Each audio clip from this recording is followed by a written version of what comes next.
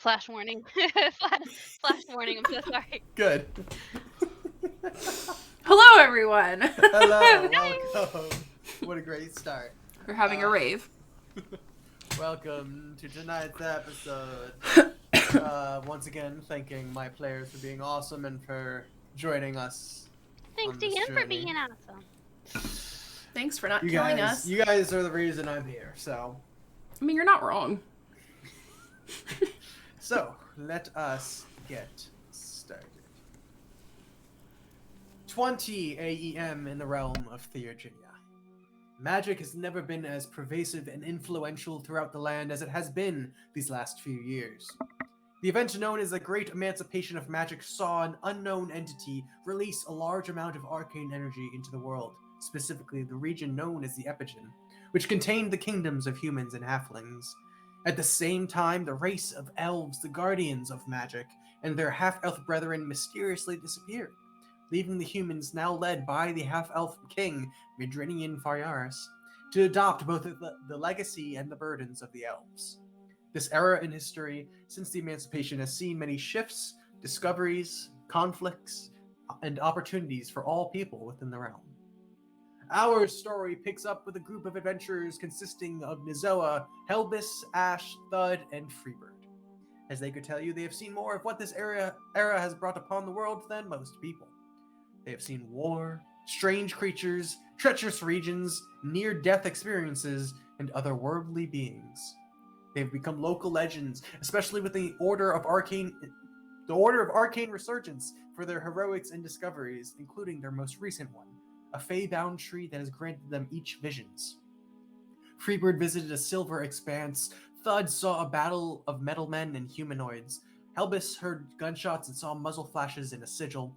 Ash saw an ancient chest and matching key with the sounds of waves. And Nizoa saw her patron Larlock, as well as a green orb in a tower. Their next adventure has granted them a trip out to sea.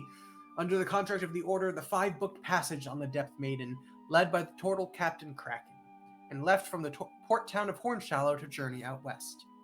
They have now sailed on the seas for 10 days and have encountered some once-in-a-lifetime events.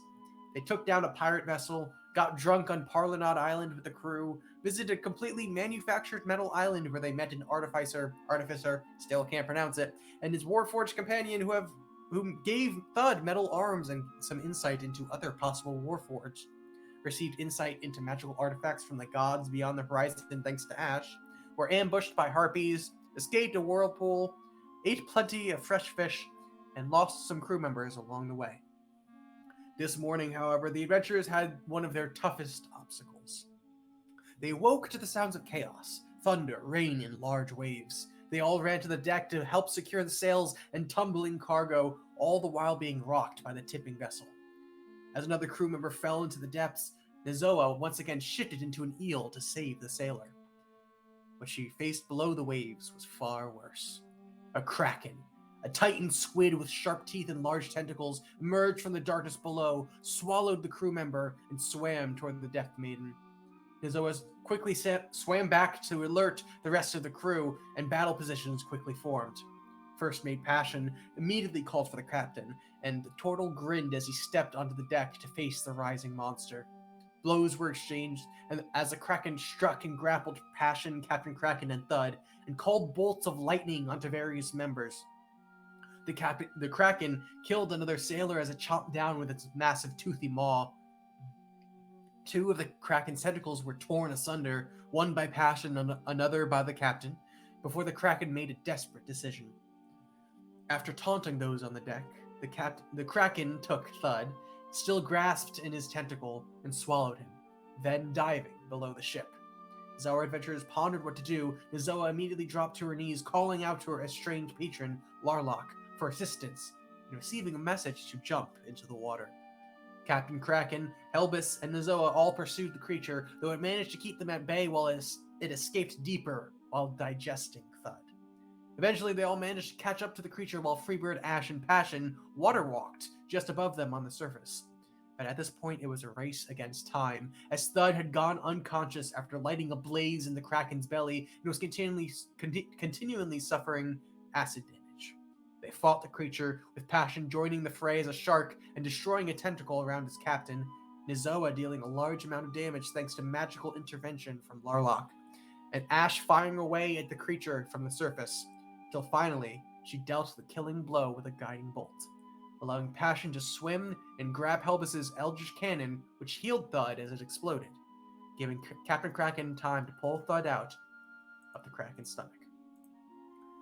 So where we pick up, Thud has just emerged from the stomach, and two things are going to happen. First, Thud, I need you to roll one more death saving throw, because temporary hit points don't stabilize creatures. So, just for fun. And Here it is. Dramatic tension. Give me one more death saving throw. Oh Well, no. that's some bullshit. You can't start it off like Oh, you'll be that. fine. I have a revivify. You'll be fine. Unless you get a natural 1, you are fine. I got a 19. Oh god, I thought So he was about that's to say success. 1. And No, thank God. The second thing that happens, Nizoa, as you were watching Thud being pulled out, you look at the giant Kraken slowly sinking further and further into the darkness, being eaten away by radiant and necrotic energy. Except the necrotic energy begins to sift off the Kraken. And just for a moment, it forms in the water and then shoots into you. Excuse and you? you? take 40 points of necrotic damage. The same amount of damage that you Wow. dealt to the Kraken, thanks to Larlock's. What the fuck? God, what a dick! And in your head, you hear, I don't give for nothing. And so, you're all there Jesus Christ. in the depths, and you then watch Passion, who little bits of bubbles come out of his mouth. He looks at you all, waves, and immediately swims to the surface because he can't breathe water. And so, you are all left, those that are still in the water. Thud's unconscious. And Thud is He's unconscious, stable, but so- he's asleep, so... He's currently asleep. Technically not drowning. Yeah, I have a cap of water breathing. I'm good. Yeah, so the magic still holds. But is there anything anybody would like to do to... Not me. I just got knocked the fuck out. Ash is screaming, "Get your asses back on that boat right the fuck now! Don't even do anything. Just one foot in front of the other. Get up there!" Kraken has his arms around Thud. His midsection is just swimming up with his turtle and magical speed through the water, and eventually reaches the surface. And so Ash, you watch as Captain Kraken and Thud now bobbing the water. Thud is still unconscious, and currently at the surface, but Captain Kraken is currently going over to the ropes. What? Excuse me? Just Freebird. Dave being Dave. Oh my gosh. Yep. And so holding onto the rope, pulling Thud onto the deck of the ship. Can't even move my fucking characters now. Passion eventually gets on the ship before.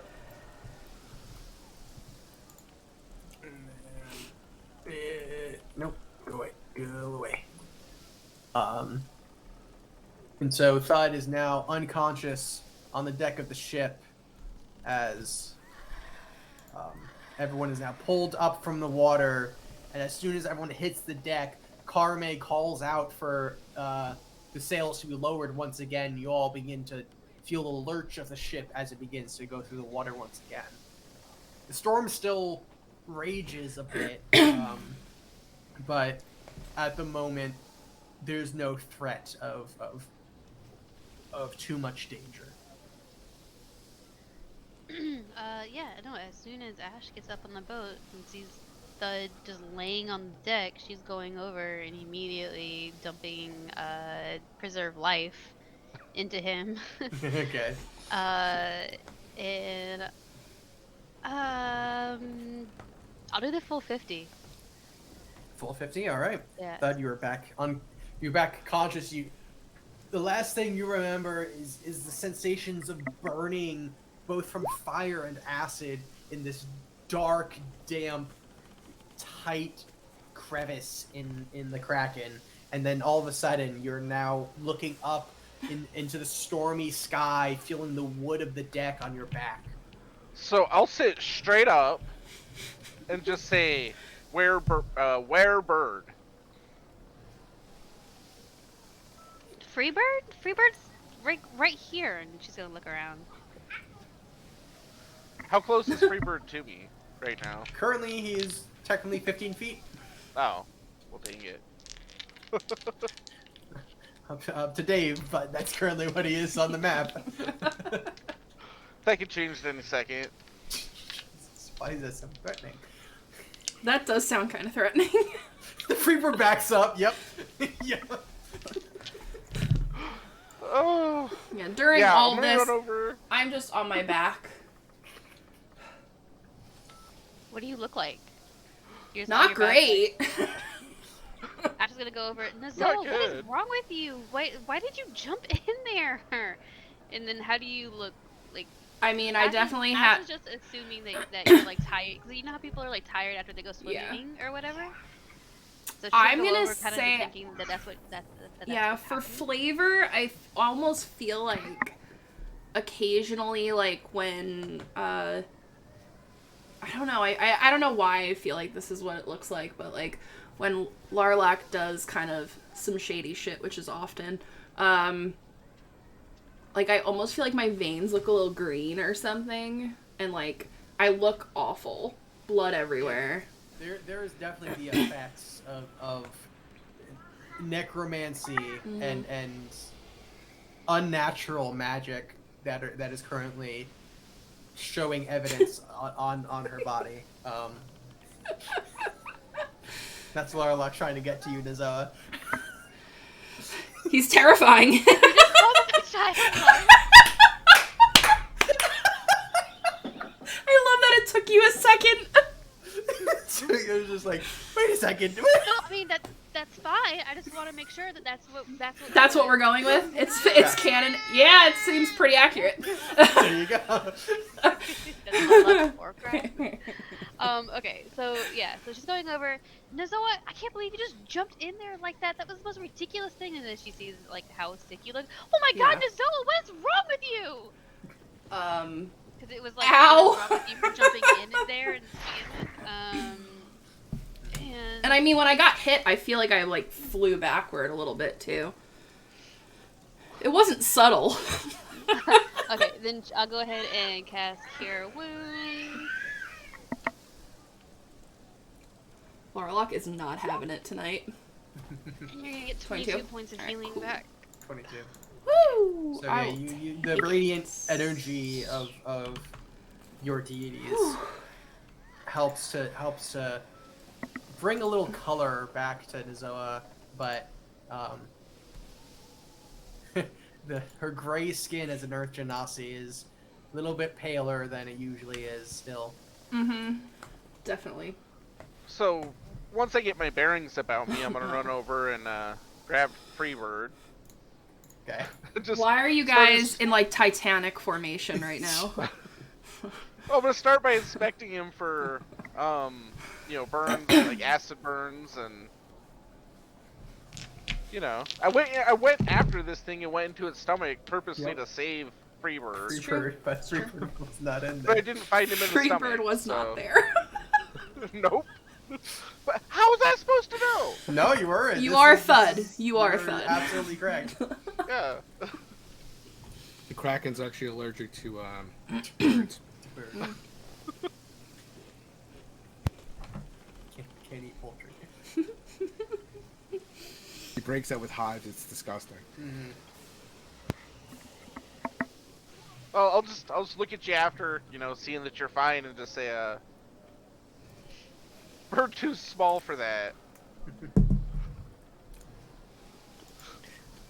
So Freebird does feel very regretful about tricking everybody and making it look like he was actually being eaten. Oh, Thud forgives you. Just, Did Ash see that? Um, you were kind of preoccupied with Nizoa as he ran up to the front deck, but like No, as sorry, because I know I wasn't here for the first half, but did Ash see Freebird pretend to be eaten? Yeah, oh, but then he wasn't she's seen him pretending. come He back. got eaten and then he Yeah. teleported out. Yes, So- it wasn't Oh, pretend, gotcha, it was gotcha. real. It was, Okay. it was actually He real. really got That's eaten. what I thought. Had I was a- like, wait a second. Gotcha. He had to get out of jail free card. So Gotcha. I feel like if anyone saw everything, it's you, because you were in the crow's nest. Right, Yeah. right, that is right, true. right, okay. So, Yeah, no, I couldn't remember. I was like, I thought he got swallowed. I didn't think he just Yep. was like No, he did get swallowed. pretending. Okay. Yeah. So you guys kind of recoup after the ordeal. About an hour goes by, and eventually, Like a The short ship. rest hour. yes, if you'd like to get a short rest, you can do that. yeah, I'm good with that. But eventually, after about an hour goes by, the ship breaks through the storm in clearer, not quite calm, but much more manageable waters. So it's about midday at this point, and you guys can take a short rest if you'd like. And eventually, after the calm resumes, and you guys see over the hour that the trio that leads the ship, the captain, first mate, and quartermaster, have quite a bit of discussions, and eventually go back to their relative posts, and then Captain Kraken, as he's about to enter his quarters yet again, looks over to you all and kind of gestures with his head to enter his quarters. Yes. Alright. I limp into his quarters. Ash is like right there, being like your little Yeah, I feel like she just looks weak. Like, not necessarily hurt now. Mhm. Just like, a little tired. She's a little tired. Definitely. Ash is handing Well- you cookies. Thud now has burns and acid burns to add to the scars on his body. You're just one big canvas. Well, So Oddly eventu- enough, though, looking at my arms, I'm assuming they're fine, right? My metal arms. They've never been yeah, cleaner. Yeah, for the yeah, magical arms don't really they can suffer damage, but they're not like permanently marked as other things would be. Thud's gonna take a mental note of that. Yeah, oh no. yeah. No, that's I that's how already know where magical- that's how going. magical I items mostly already work. know where that's going. He'll be a cyborg by the end of chapter 3. Yep. So you will all enter the captain's quarters behind. So what you guys see in this very well decorated room, first is a large ornate desk right in the middle. And you can see that it's nailed into the floor for obvious reasons. And so you see on the desk, you see a huge map with a lot of notes on it. What seems to be like a pathway that you guys have followed, as well as other writing that is clearly his own. And then there's like drawings of what seems to be creatures in the water. Freebird, you also identify that there is an orb of direction that he owns at one corner of the desk that is currently going. Behind the desk is a nice velvet chair, seemingly this is. Behind that is a large cabinet that holds some alcohol and chalices. some jars that you don't know what's in them. There's a couple boxes as well as a couple pipes that are next to those boxes. And there's some books. There's a bed with a partially slanted frame. You could guess that would help with a turtle's body. And a nice mattress in the left corner. In the right side, there's a large closet-like armoire, very nicely made. On the wall behind the desk is a large tooth just mounted. You're not quite sure what it is, but it is very big. There's a tapestry on the left wall. There's a lot of interwoven designs with sea creatures and spiral patterns throughout. It's very beautiful, nice colors, mostly like greens and blues, but with little bits of purples and pinks in it. As you could quickly glance behind you as you enter, and there are wings, harpies' wings, on either side of the doorway, flanking you. And above the doorway, there's a symbol of a blue bird. But you enter, and the captain kind of goes behind his desk, pulls out 6 chalices, one quite obstinate and more beautifully done than the others, and he puts that towards his chair, and then other 5 at the front of the desk. Goes over, grabs a bottle, opens it, and pours a little bit of alcohol into each of them. And goes to sit in his chair and gestures to the chalices and says, "Enjoy. I think today calls for a celebration, if you agree." Ash shoots hers. Same. Yeah, thought it'll drink his, but yeah. Yeah, I'm gonna Yeah. shoot Drink, mine and then shoot, yeah. find a seat and like kind of try to be a little discreet and kind of take in some of the details and like almost draw a picture of his office. Go ahead and roll a sleight of hand just to see. I don't like when you do that. See what's passing. What is that? How do you not see someone drawing in front of you, though? I mean, I'm not trying to be like really sneaky, but like It's just more like how disruptive you are. okay. It's more like how well can you do it on your lap versus having to like hold it up. Gotcha. 11. Not great. 11. Okay. It's you're not too disruptive. You don't like have it in front of your face, but every now and then you're clearly looking down and like drawing. But you take in the details. The everything is very nicely made. Maybe not all matching. This is very much a captain's quarters where like whatever he gets, and it's beautiful that he wants it. But they're most.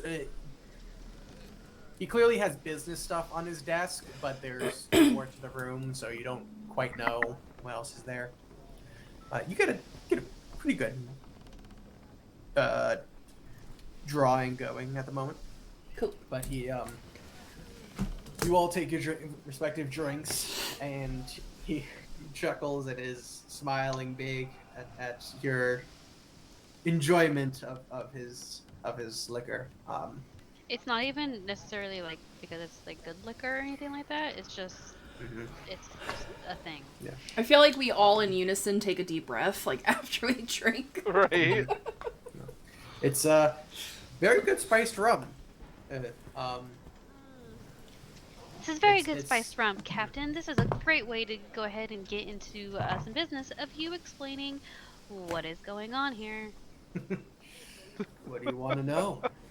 I want to know what that was that attacked us. I want to know where you think you're taking us.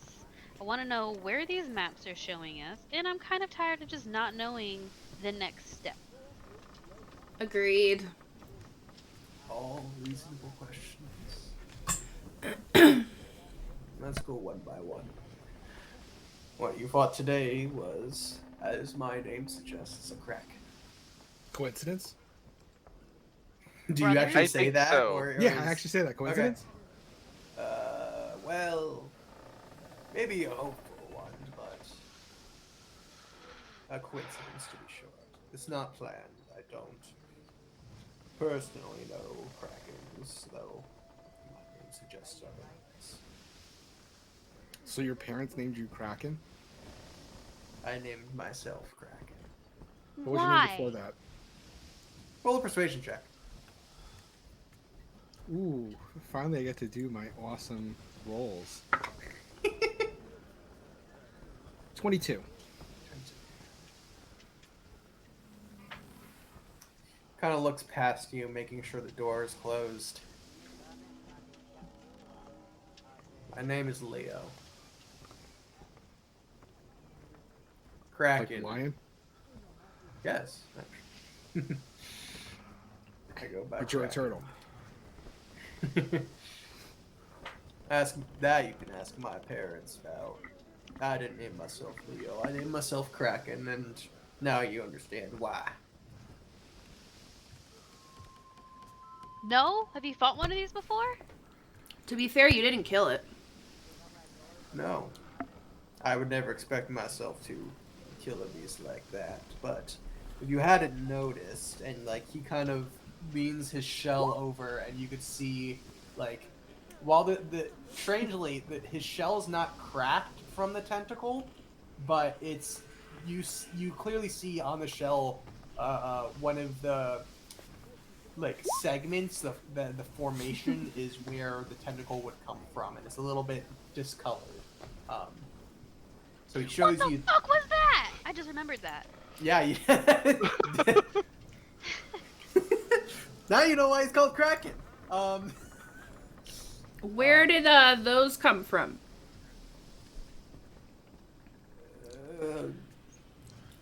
I didn't always have them, but about 10 years ago, these waters hold a lot of mystery. Ones that none of us on this ship can quite understand just yet.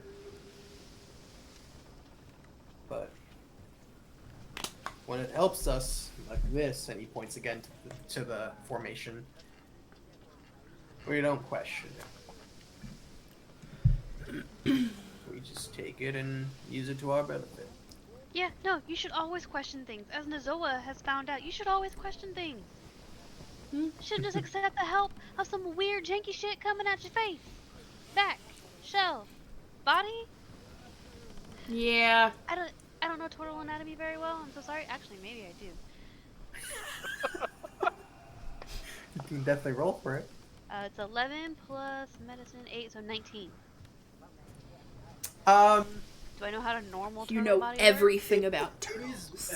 as with most races that are half humanoid and half some kind of creature, such as Freebird, there are aspects of both.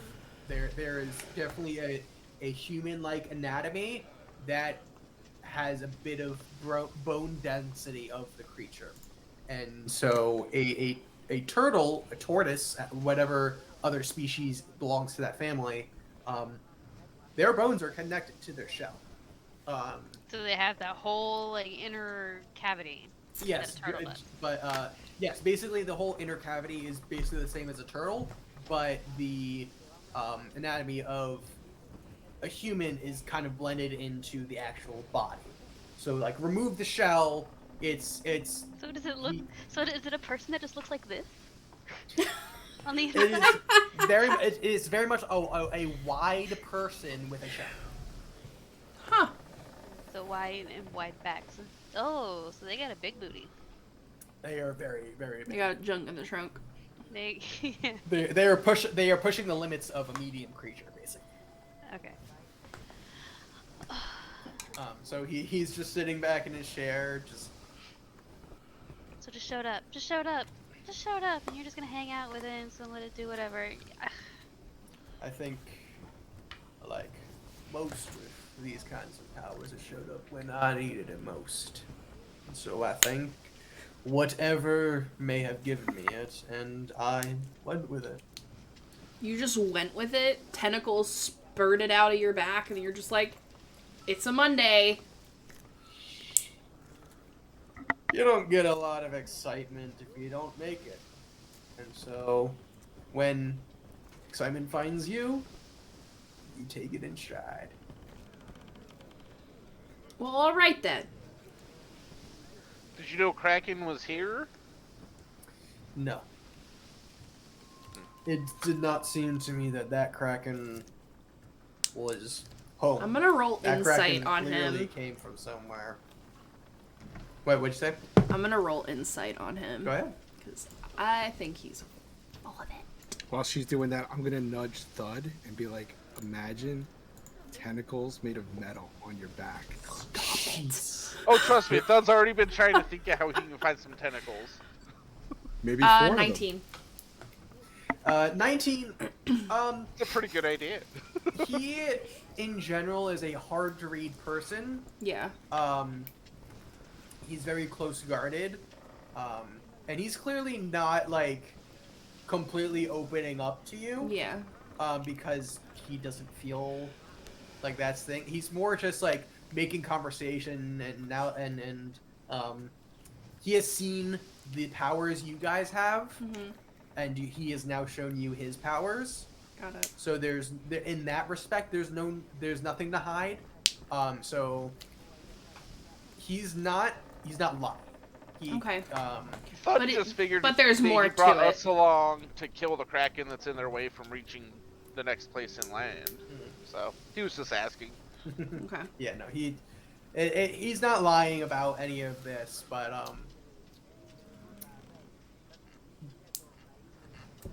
there's not like he's not opening up to you about his experience with his tentacle.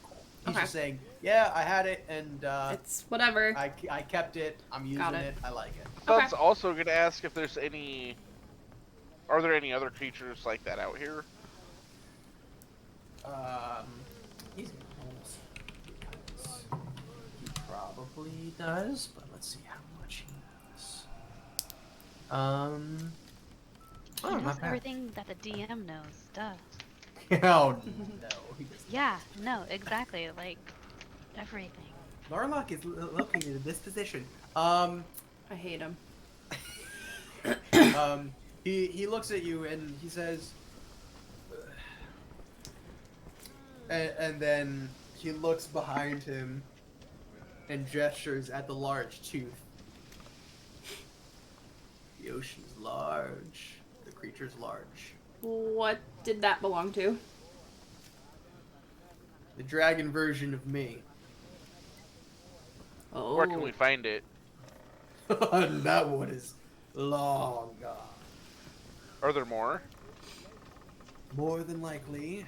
Can we tame one? Fortunate or unfortunate as much as it might be. Nozoa has her new game goal now. To tame one. I want to fight one. Man. Fizbin's Treasury of Dragons now allows players to tame everything. Right? Hey, with the my right hand rolls, you was can pretty tame good. anything. Not chaotic evil creatures. Not But without can we change a its dominate alignment? creature spell. Give me a minute. Take you a little longer than that to get that kind of spell. But so he answers, gestures, and lets you know that there are creatures like that, and plenty more large creatures in the ocean. He's not met them all. He's heard about a lot, but most of the time, you can't seek them out. It's very hard unless you find a specific, like if you found a specific kraken, knew where its lair was, you can find it. Otherwise, most of the time, if you encounter creatures in the water, it's complete coincidence. Okay. Like if somebody rolls between a 1 and 4 on the table. Yes. Got it. Got it. So, Thud needs underwater boat. Underwater boat. Sure. That works. So something that would go under the water and we can breathe. That's a great idea, Thud. You know, Would that you make- really are a genius sometimes. would that make it a submarine? Can I paint it yellow? You're muted, Jen. Jen, you're muted. Still muted. Did think you we muted just on the invent Yeah, you're muted on the submarines? Now you're muted. There you go. I think she got it. I'm over it. There you There you go. There it is. But anyway, well, I rolled a 19 while they were talking about this, looking at the maps. Perception? A history. Oh, history. Let's see. Let me see. Let me look at my. Okay. So at the moment, you. Let's see. There are a couple things that stand out to you.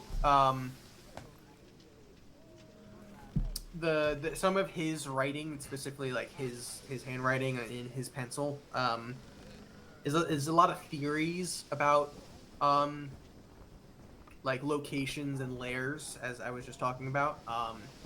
And so you don't have too much knowledge about that. Some of the creature drawings, one of which is the harpies that you guys faced. It's near a reef. There's one large like serpentine creature on like nowhere near your path. That is in the water that you're not quite sure. It just looks like a large sea serpent. But it's not like it doesn't have any defining qualities. It literally just looks like a elongated snake with scales.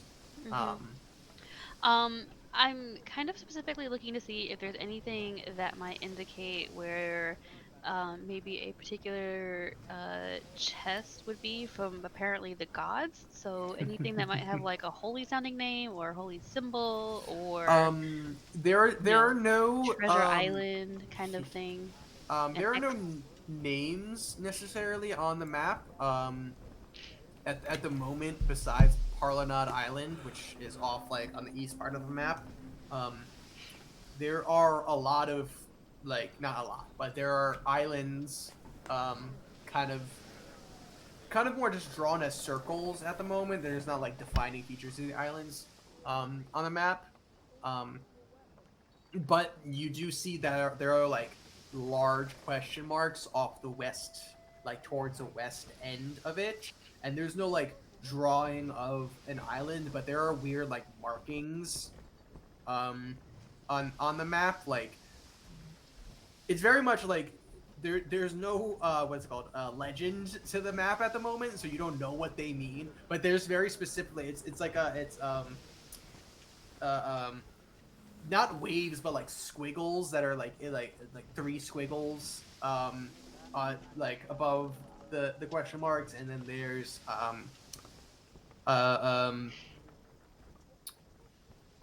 what's the D&D equivalent of a dollar sign? What's a dollar sign in D&D? Basically, Dollar sign. Yeah, just think of what the dollar sign is. There's one a very small, like below the question marks,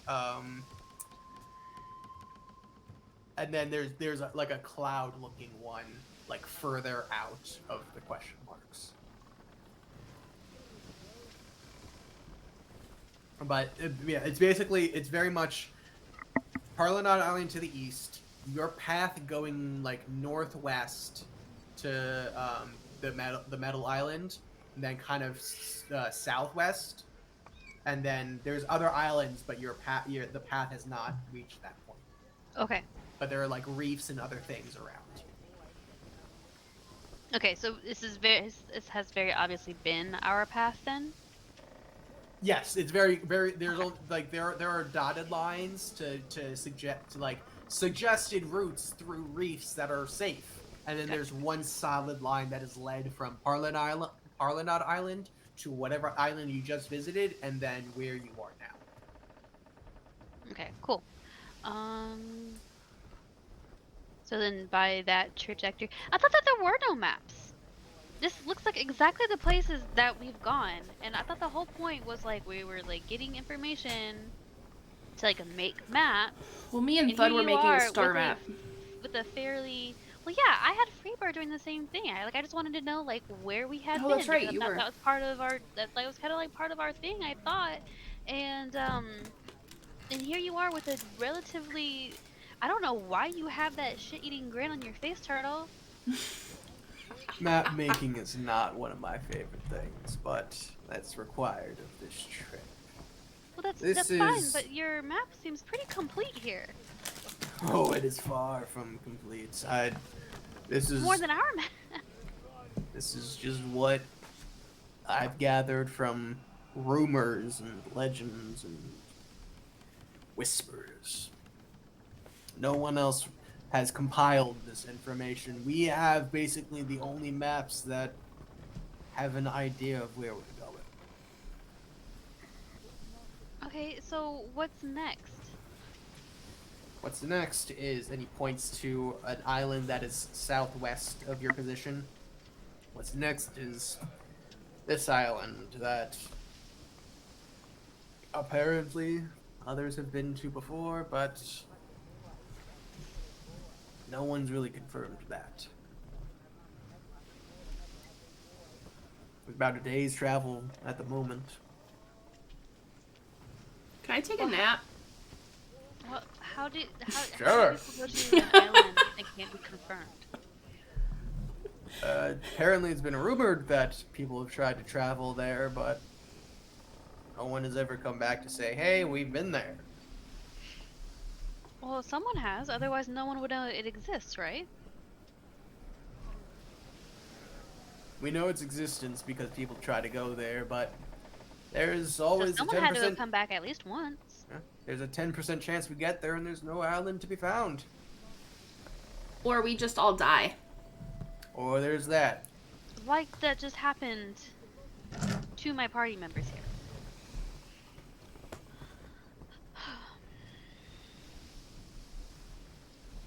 Can I get another drink? Certain. And he opens the bottle and pours you another little bit of rum. Is this This like is the kinda most like we've ever cheese. seen you drink? No. Oh no. Ash has always been there drinking. Okay. No. She's always been like at the bars and everything. Cause remember, like she told the Zoa. That's like, true. This is probably not a good I idea. was the one that got drunk. Forgot Mhm. about that. And nearly taken away. Yep, that was good times. Good times. That was a fun night. That was a fun night. Yeah, so as he's pouring in, like he goes to take like a little bit away. She's gonna say, no. This is like a cheese on pasta situation. I'll tell you when. Roll a persuasion or intimidation check.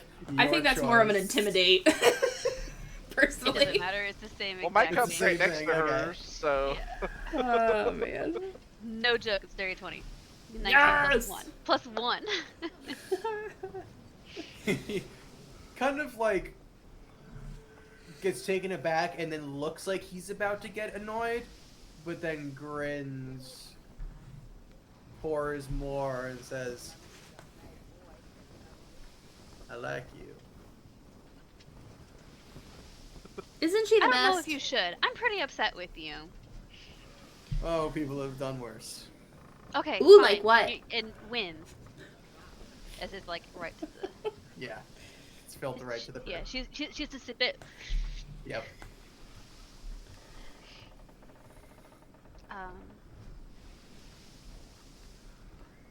Just gonna go ahead and shoot it. Or, no, she'll sip this one. The whole. Okay, I was about to say that was gonna require something. She'll sip this one. That's a lot But of she alcohol. definitely like almost went like, calm down.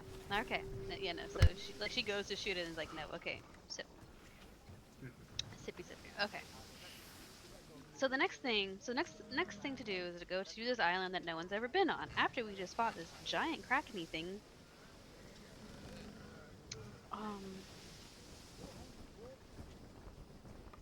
So I don't know what to do about any of this. Freebird? I don't know. Trust me, you don't want me deciding anything. Thud, you seem to have a lot of bold opinions lately. Oh. Thud needs shield and sword-like passion. That's what Thud's thinking about. Passion is unique in his weapons. We've got sabers and cutlasses if you'd like. Do you have any rapiers? No, Passion's a pretty boy like that. He likes his rapier. But no, we don't supply our men with rapiers. They're not as durable. So why did you call us in here? Yeah. Share a drink. We really get to know each other. Yeah, because you've stayed in your room this whole entire time. What have you been doing? Have you been playing with your And tentacle? he- I mean, that's fine, Oh. but it's fine. Like, understandable. You ask a lot of personal questions. You get You know used what? to it. You know what? I don't really care. I don't care if I'm She asking about does personal that. questions. My Yeah, three you get friends, used to it.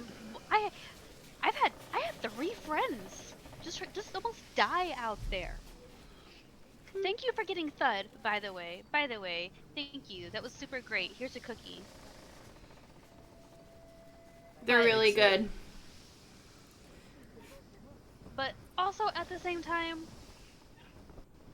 my 3 friends almost died. Oh, you did have a friend die. I'm so sorry. Yeah, how many people died in that? Well, 2 died in that battle. okay. Uh, Including the guy that I saved once, right? Correct. He was the one who got Dummy. eaten first. You did the best you could. No, we can't say that about the dead. Yes. Oh, I didn't say about that. the Cat nearly said that. deceased. Cat, we can't say that about the nearly deceased. If you save them once and then they do the same dumb thing, that's on Shame them. on you. Well, that's not fair, because Thud does a lot of dumb shit, and you guys have I saved say him a that lot. all the time. But Thud's a badass. There's Sorry, the difference. By Cat's logic, you're out. My cat's logic. Right? Well, I'm done. His grin kind of fades the tiniest bit, and he still has a small smile to him, but he says, "Death is an unfortunate certainty out here, but I don't ask anyone on this ship who's not ready for that to happen." Thud's just gonna shrug his shoulders and say, Thud almost die all the time. Kind of refreshing. You're not wrong. I feel pretty alive right now. I feel like shit, but I feel pretty alive. Well, we've got plenty more journey to go, so your life is about to get a little more livelier every day. Great. But you never really answered the question. What have you been doing in here this entire time? You pop your head out at the most ridiculous times, and don't say or do much of anything. It's kind of like you lead by this, like, foreboding aura, and I don't see that. I enjoy my time alone. My Okay. map is my place to think and If right. that's one goddamn child is another. Get out of here. I'll be honest, if I had a tentacle, I would never leave the room either. Just saying. You do have. You're not wrong. Anyway.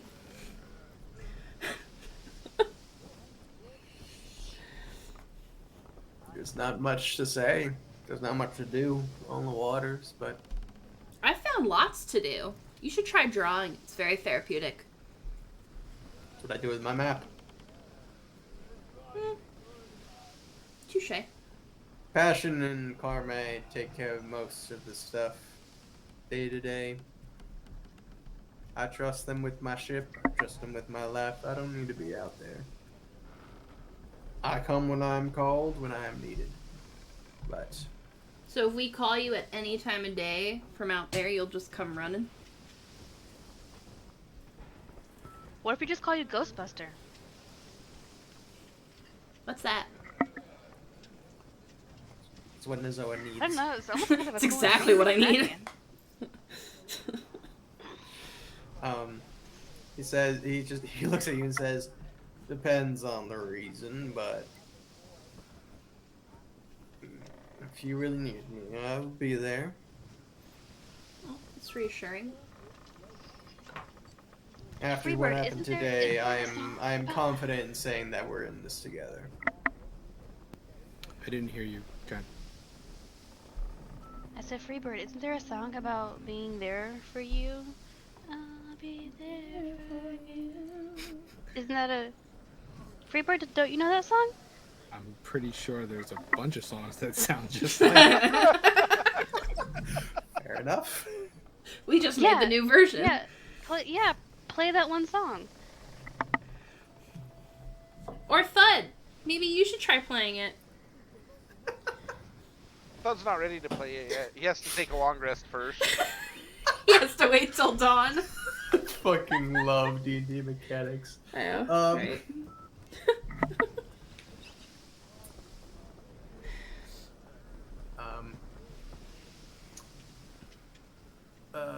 What he says,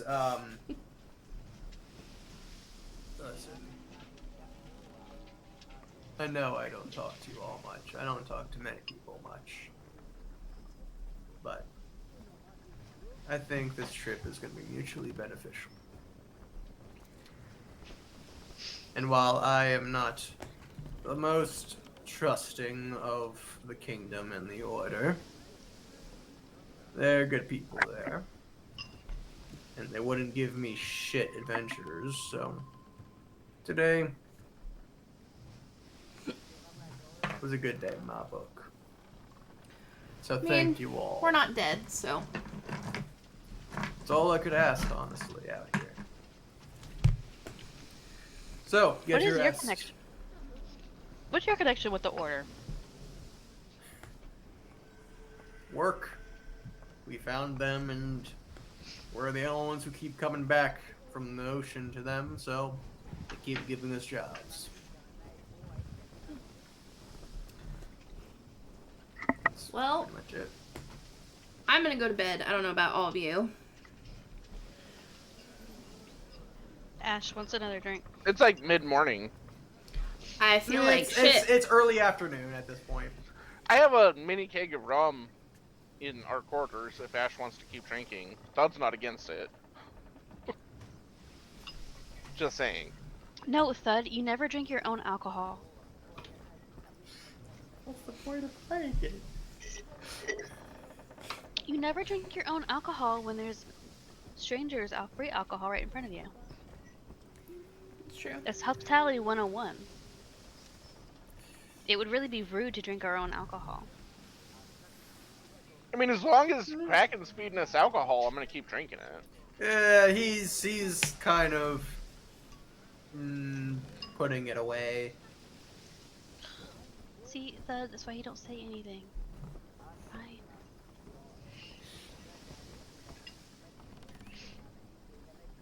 Well, Captain, before we head off, what are your expectations of us on this ship?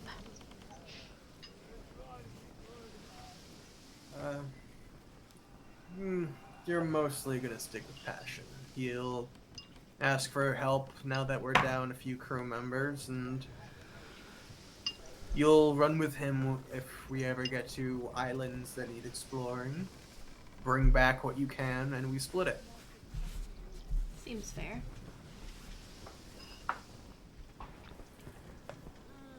But yeah, Deal. you're here mostly under the contract of the order, so respect my ship. I respect you. We'll get along fine, and we'll all get something out of it. Oh, sorry. But thank you all for today. Get some rest. Tomorrow, one more day of travel, and then we will reach land yet again.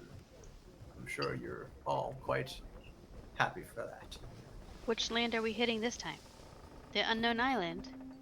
Next one, yep. Super cool! I love unknown islands. Aren't they exciting?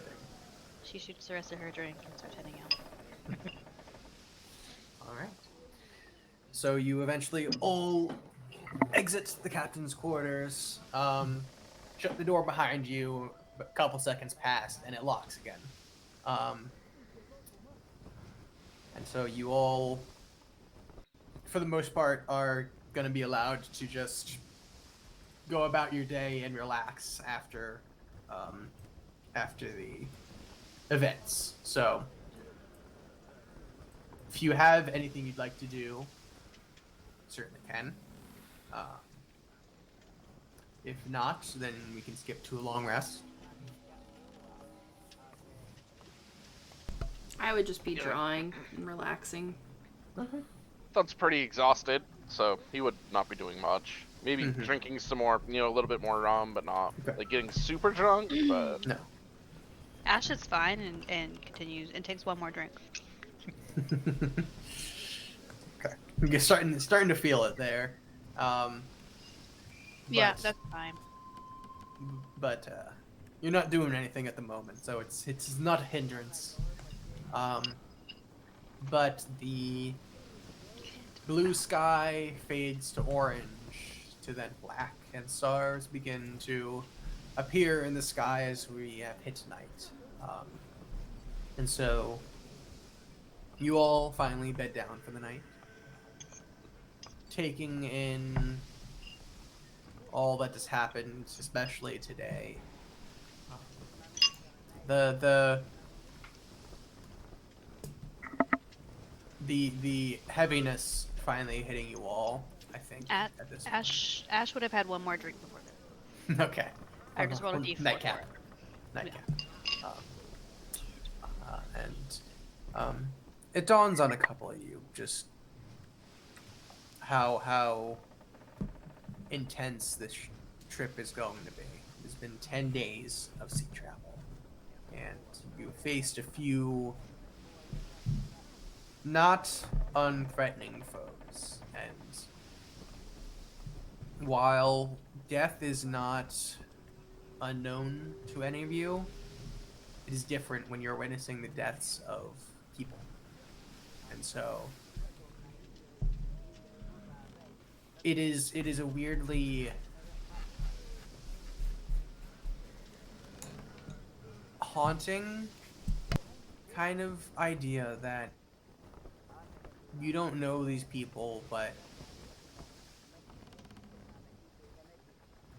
they're risking their lives for this ship and for this journey, and you all kind of just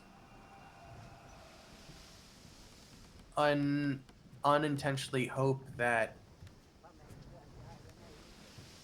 it's worth it. But you all bed down. it's already worth it for Thud. He got metal arms. Take that as you will for those of you who may or may not be attached to others. But you all bed down, fall asleep. You all dream your own things.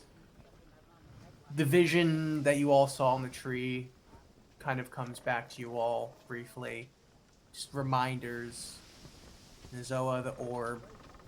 Freebird, that portal. Thud, 2 armies. Ash, that damn treasure chest. Elvis, her sigil. Ash, you get a dream of the hills and the sun that you once saw in a dream a few weeks back. But no voice this time, you just get a brief flash of it. Nizoa, you think one of your dreams briefly has a cloud of green and then a flash of amber.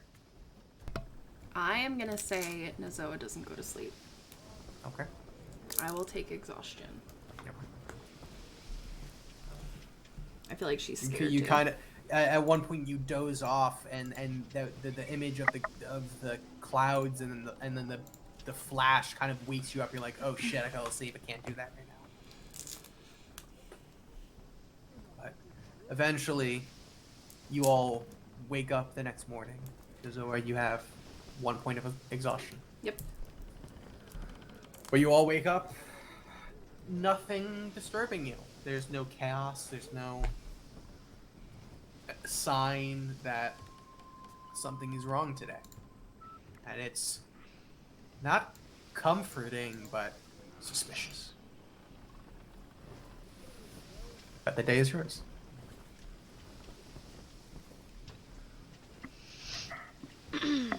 Does Captain Kraken normally come out of his room or his cabin?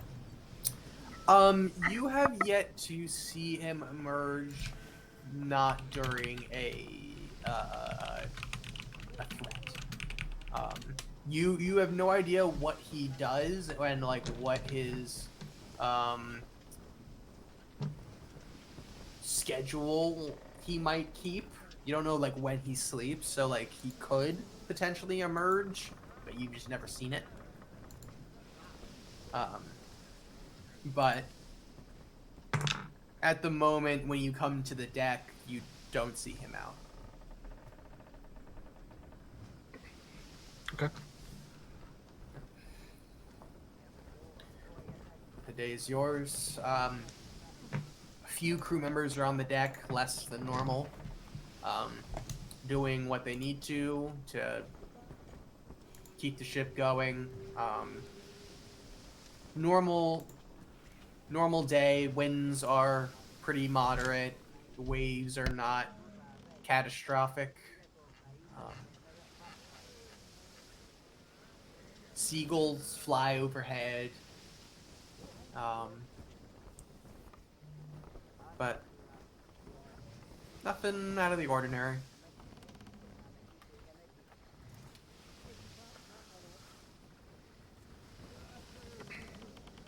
But the Yeah, day that'll goes- just do deckhand duties, especially since they're shorthanded. Yeah. Pitching, and you kind of have to like most of the duties is unbuttoning everything that they button down, and or like things that kind of got jostled within their barrels or boxes, kind of getting them all organized again. Couple small broken things that are easily fixed. But you guys enjoy more meals of fresh fish that were still left over from a couple days ago.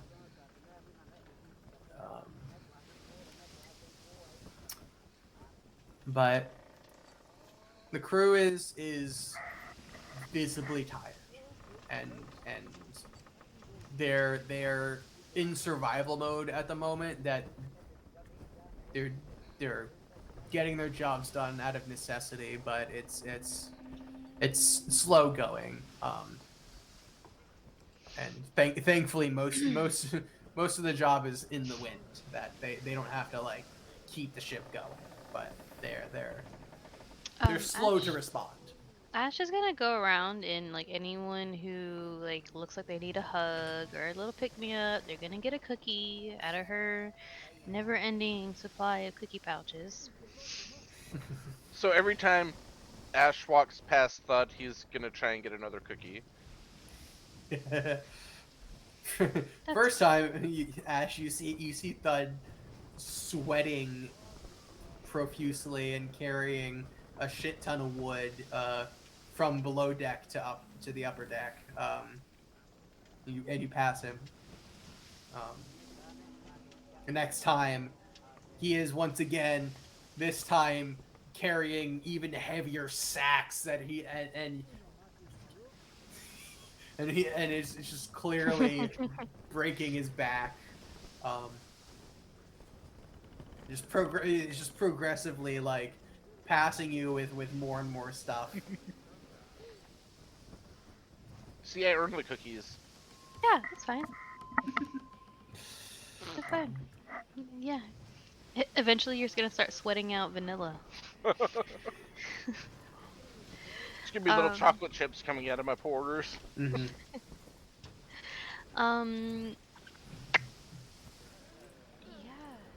Yeah, she's gonna try to go around and what she actually wants to do too is like she wants to without being like super uh, without trying to make anyone super upset, she's gonna try to find information about the two people who passed away so that they could do like some kind of like little like Mm-hmm. say like a shrine, but like a little like memorial, and Sure. like kind of get like little like if anyone Mhm. like was their friend or whatever, and then she's gonna go up to Nozoa and be like, Nozoa, can you help me make like a little like I don't know, like a little memorial thing for the people who passed away. I don't know if they were all friends or not. I don't really know how pirates go, but I know that if I lost any of you guys, that I would be really upset, and maybe this might make someone feel a little bit better. I will help you if you make me a caffeinated cup of tea. Deal. Yeah. You get the information. There are 3 that have unfortunately passed away on the trip so far. A couple of young-ish guys that maybe mid-20s, and then one that's like in his late 30s. All of which were not veteran crew members, but definitely been on a couple trips. But yeah, you can get Yeah, because Ash would much rather be spending her time hyper focusing on that rather than the literal unknown island with the literal unknown dangers with a whole bunch of literal unknowns. that's easy enough. You can find a spot in On the map. No, I'm gonna put it on the map. Oh, okay.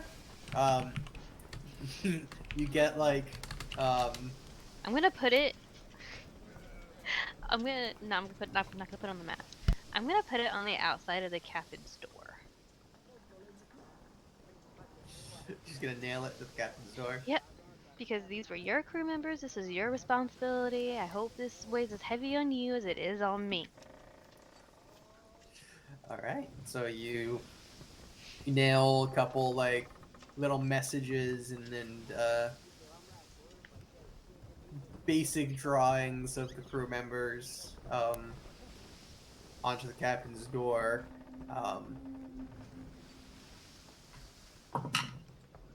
Oh, I will roll off against this. I don't even care. Go What do I need to... ahead. Can I help her? This is specifically her. Can I give her bardic inspiration? Oh, I forgot about that. No, because this is a thing that It is happens at a morning. specific time, so you don't know when it's gonna happen. Oh, okay. I got a 15 on the die. I don't know what I'm adding to it. Roll for this specifically perception. Plus 4, so 19.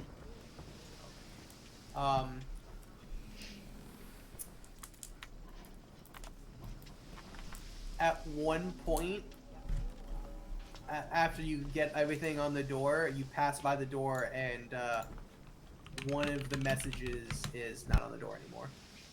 Which one was Did it? you open the door? She didn't see. But which message is missing? It was a message that one of the other crew members wrote. Ash, do it again. I'm gonna stand by the door. Hide. I didn't do anything. Do it again. Just put more messages on there. Let's just fill his whole. Well, door they're condolences. I didn't read the condolences. That's kind of personal and private. I wouldn't have done that. But now I'm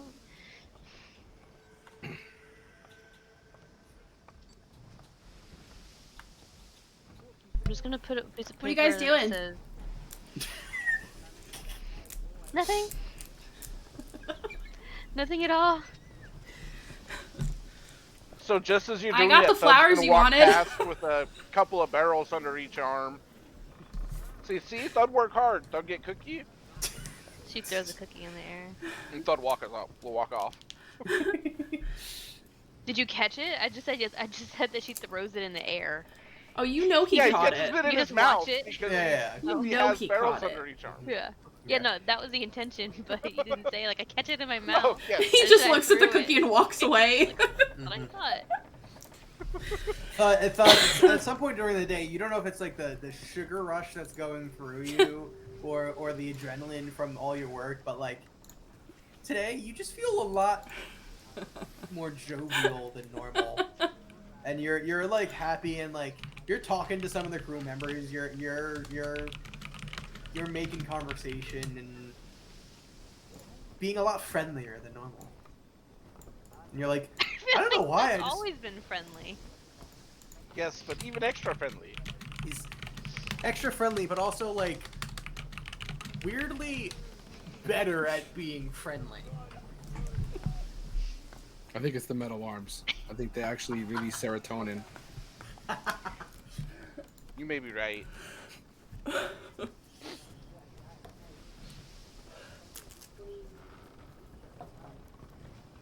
Well,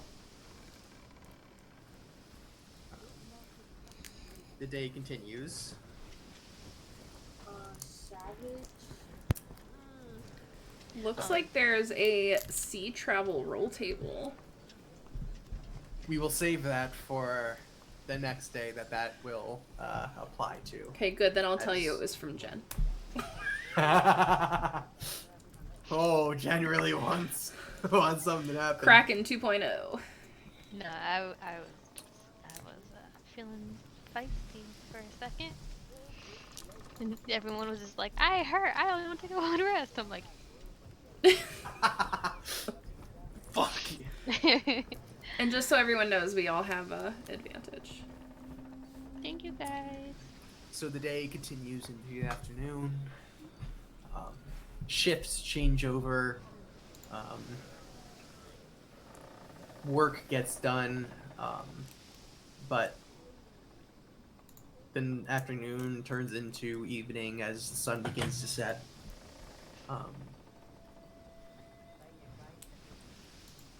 And it gets to dinner time. You have the last bit of fresh fish that is left. Some more keeps coming in because they keep fishing, but not as nearly enough to continually feed the entire crew with fresh fish. So, one last good meal for you all as you sit around with some of the crew members. Some of which are like out with like pipes and cigarettes, and others with like small cups of like rum or other alcohol.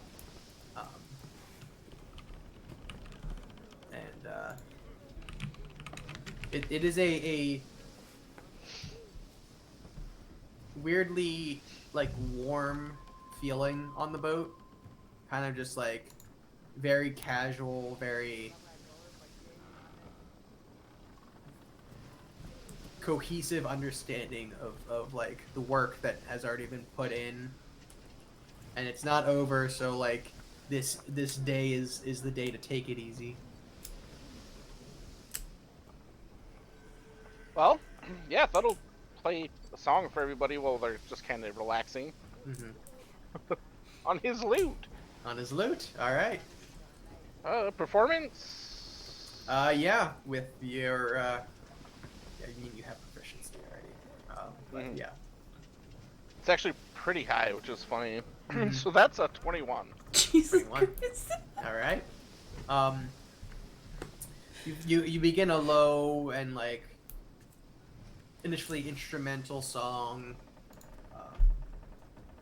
kind of just for your friends and yourself, and then you notice some of the other crew members kind of side glancing and listening in, and so you play a little louder, but no less soft and comforting, and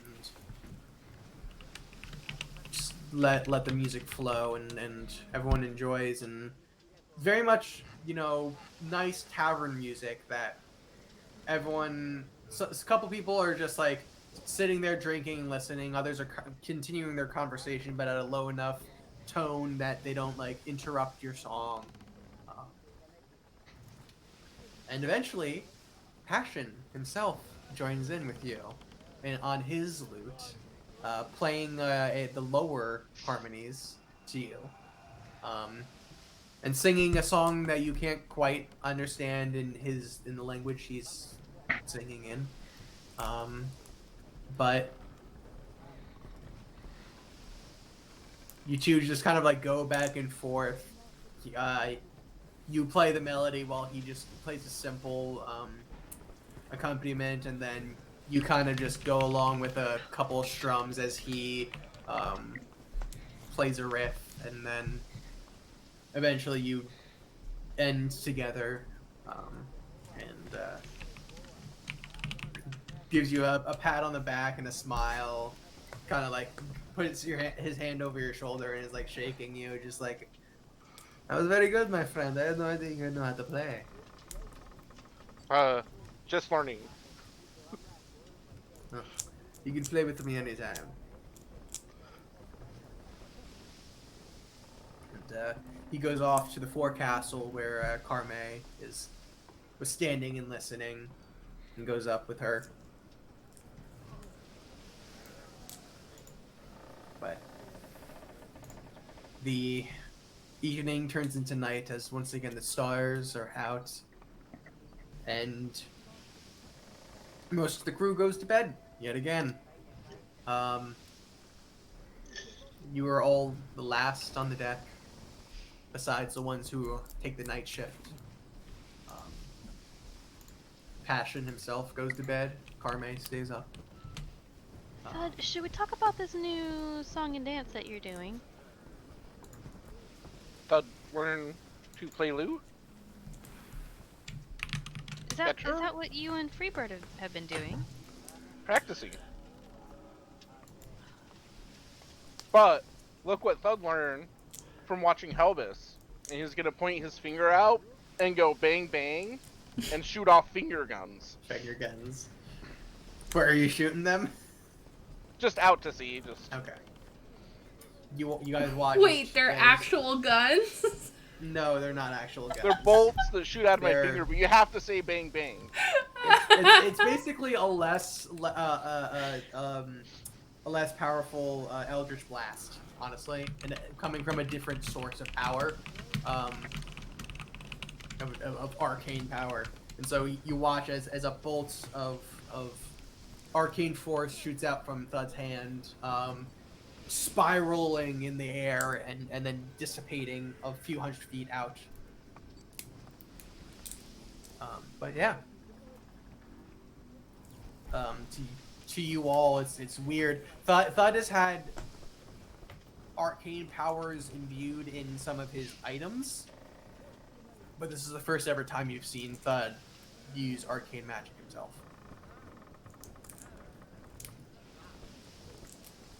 Yeah, that's real different. You didn't make a deal with anyone, did you? No, Thud just went to sleep. Oh. Okay.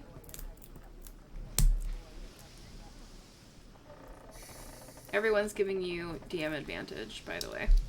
Okay. What? What? You have 3 Nice. now. Oh, this is gonna be great. I can't wait. Hey, you never know what I'm gonna use it on. It's true. There's a bunch of NPCs. I hope. But yeah. You guys last on the deck. Talk for a little bit. Thud shows off his newly acquired powers, and then once again, you all make your way back to your quarters. Has Kraken left his quarters? At all. Not that you have seen so far. I've been literally Alright. standing at the door the whole time. What a weirdo. Are you gonna still? That's are you great. standing through the night, or what are you doing? Dude, I'm a raven. I'm gonna sit by his door. All right. So the rest of you go off to bed as Freebird I want to see if I can in the sleep. dark, black feathers against the wood. About a half hour after they all go to bed, you hear the door unlock, and the door open, and no one comes out initially. But you can hear on the door papers rustling. You hear a nail being pulled out. Another nail being pulled out. Okay, I'm gonna sneak into his room and steal some of his liquor. Freebird, you're gonna get us kicked off the fucking boat. Don't worry about it. That's true. You're Dave. You'll roll like a 50.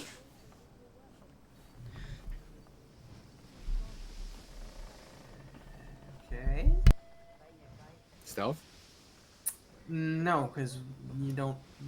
If you want to see how much you get, sure, but there's no worries. Trying to look at his sheet and see.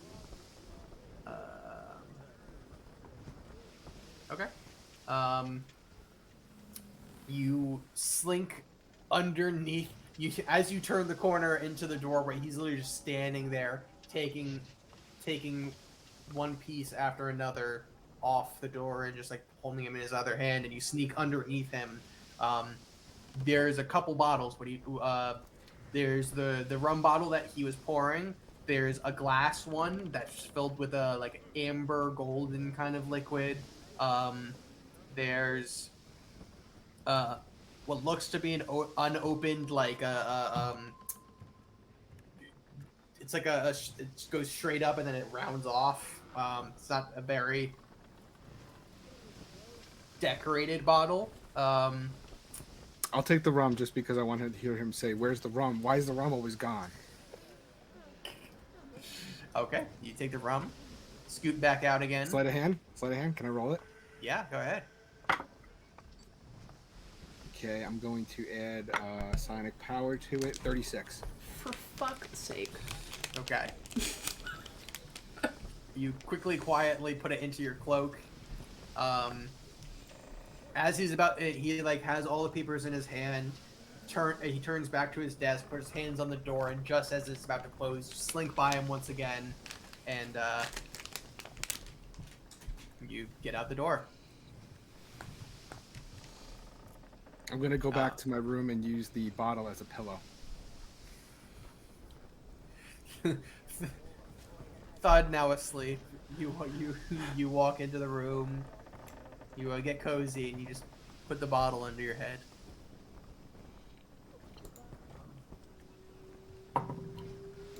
Okay. You wake up the next morning. Take another long rest, unless, I mean, Dave, you used a psionic power, so you get that back. Zoe, you're no longer exhausted. Do we get our temp HP from Ash? Always. That's how Is we it start 12? every. It's 12 now, True. right? Is it 12? Well, it's breakfast. It's not just like midnight. It rolls around. No, yeah, but how many do they get? Oh, I thought you meant it's like 12, like midnight. Oh, no. It is. I think it's 12. Okay. No, I'll take your temp HP. 11. Sorry. Oh, it's 11 still? Okay. Oh, it's your level, right? Yeah. Yeah. Okay. Wake No. up. We Well- were getting 11 before. That's Yeah, why we I were. thought we went up by 1 point. No. Wait, are we still level? Wait, You're level We're level 11. 11. We I didn't leveled up. level up. I didn't level up. Yes. Level up. There it is. Because let me tell you, you get 6 level spells now. Oh, I'm about to murder this goddamn cat. That is So you not wake a up the thing. next I would never hurt morning. my cat. Don't kill me, Twitch. Wake up the next morning as Ash prays to get inspiration for her new spells. You wake up the next morning, come to the deck to hear shouts of land ho. You look out the front of the ship to see an island in the distance. As you get closer and closer, you see that it's a a sand beach surrounded outer edge island, but the bulk of the island seems to be jungle, or at least wooded. It's a fairly sizable island in terms of the fact that there's not a lot around, but it's small compared to Parlanod specifically. Obviously, it's very small compared to that, but it's even smaller than the metal island you were on.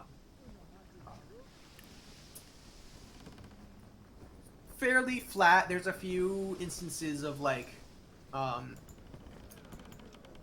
elevated positions where that trees kind of poke out over the others, but it's pretty dense forest, and so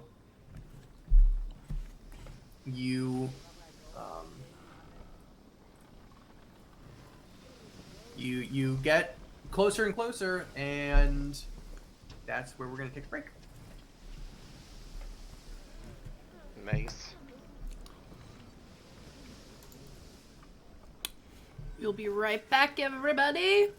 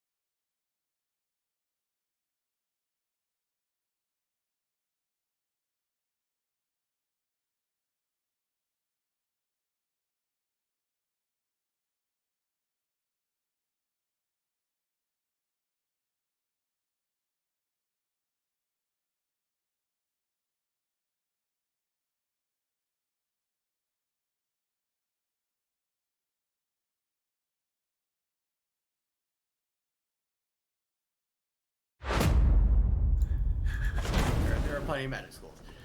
We're back. Welcome back. Hello, Alright. everyone. And something for the audience too. We're trying to discuss whether or not what college Thud should be a part of when he gets to level 3 in Bard. Yeah. We think that the admissions are really tough on Bard colleges lately. So anybody who can help with a scholarship for Thud Yeah, would be appreciated. Yeah, He's we not. need- He may or may not get into Bardford, so we might need to find somewhere else for him to go.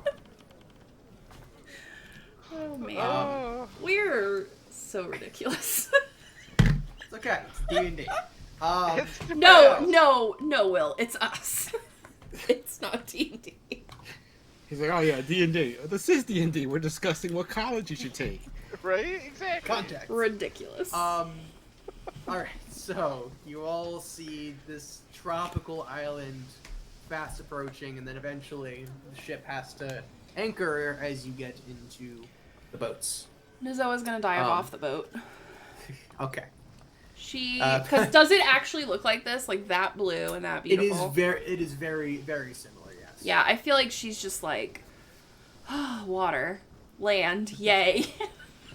Okay. You jump in, Passion, getting the boat ready, just looks at the rest of you and just says, she knows that we're gonna sail there, right? I feel like as he says that, I come out of the water and I'm just like, land! Well, let's not keep her waiting, shall we? And so Passion and 4 of his crew members take one boat, and you guys are welcome to take another. Yeah, totally take a boat. I'm on a boat. I got my flippy floppies. God damn it. So you get in the boat, and the two groups start paddling towards the shore. Doesn't take too long, but you do have to go quite a bit away because of the depth of the water. And so once you get to the beach, you turn around and you can see the ship is pretty small in the distance. It's not a short trip, but you all make it to the beach. Nice warm sand underneath you. The waves just crashing lightly onto the beach. What do you guys do? While I'm waiting for them, because Well, I feel like I first get there off, pretty I quickly. get freaked out by the ominous music. Is it ominous? Wait, which one did I choose? No, what? Is it really ominous? Is it ominous? It is a little bit. It's a little ominous. It definitely Well- doesn't feel like there's going to be just parrots coming to greet us or something. Right? Zoe's making a sandcastle while she waits. Okay. Eventually, you guys get on the beach, and Zoa's there with some piles of sand. I'm so happy. I'm so happy.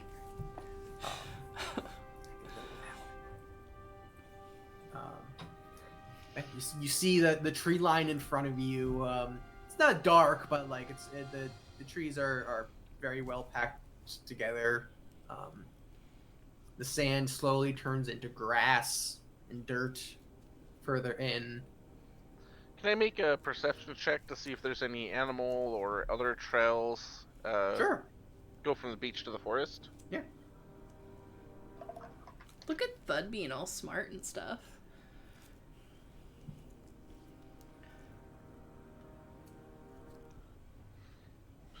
13?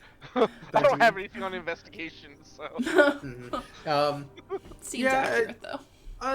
There's not too much like leading from the beach to the forest. Like on the beach, there are like crab trails, or like you can see something like dragging in across the sand that seem to be like turtles or something. See some like webbed feet from like seagulls, but there's nothing that quite like leads from the beach to the forest or vice versa.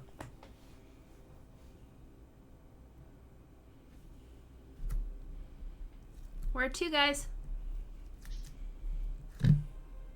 Well, I would assume there's not much else out here.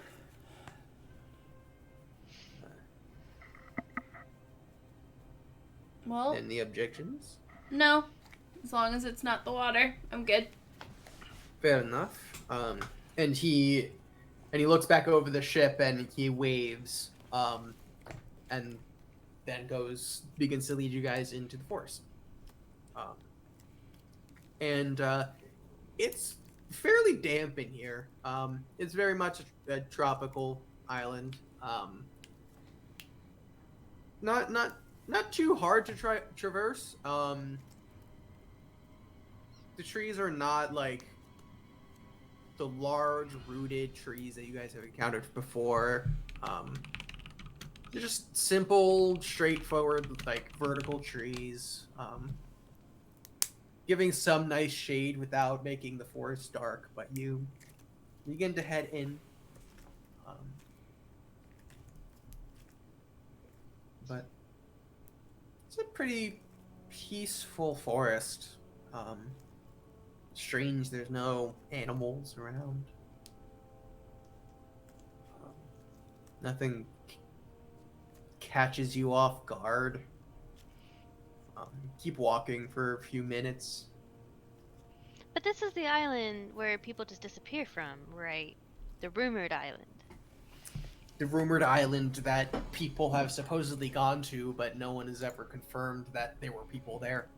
But it looks super nice. It seems like a nice getaway place. So how come no one's ever... Kulfa! And immediately... Excuse you?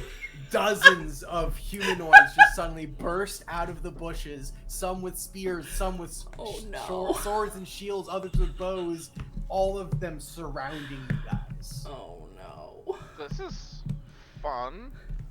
Hello? And it confuses the fuck out of all you guys. You guys look and you're like, oh my god, these are people. Wait a second. And you look around and they have whiskers and long manes and animalistic faces and claws and fur, and you don't know what these things are. And they all burst up with weapons pointed straight at you and catches you all off guard. And Passion immediately stops his men from drawing their weapons and looks around at all of these bestial people, and looks back at you guys and says, "Anybody have any ideas?" Hello? Shark bait, hoo ha ha. This one of these people, seemingly male but with long, like, not like silky hair, strides forward and looks at Passion, and then who's at the front, and then you saying that, and goes, "Who are you?" Thud? Nozoa. We come in peace. He kind of squints his eyes at you and then whispers something off to one of the other, like, larger, like, muscular but like very hairy men next to him, and he kind of strides towards you all and then like circles you, just looking down at most of you but not Thud, because Thud is large as fuck. So he kind of like circles you all and then eventually reaches Thud and then looks up at him. And then looks back, and then he looks back at the guy who strode forward. And the guy looks over you all and says, "Where do you come from?" The mountains? C. Around. The world. That way. These are a lot of answers, none of which make sense. Not here. Obviously. Wait, are they taller than me? They are definitely taller than you. They're huge. They're taller than me, I'm assuming, right? How tall are you? Like, I think we said like 6 foot. If you're 6 foot, some of them are around your height, some of them taller, some of them shorter. Okay. Thud, raise your arms really quick. The No. metal arms. To worship you. Maybe. Yeah, 100%. And I'm gonna spin my hands around, all the way around. Oh, I'm still not They used kind to of that. all look at each other, really confused. I'm gonna like no, I'm gonna keep my hands up and I'm gonna go, Ash, give them a cookie.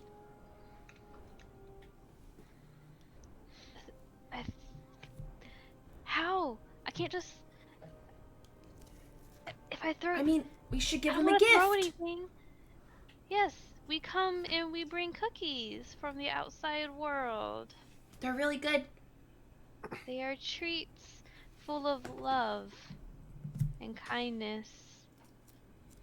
The man in front once again strides forward, picks it up, and then you see his eyes flash a little bit and look back up at you.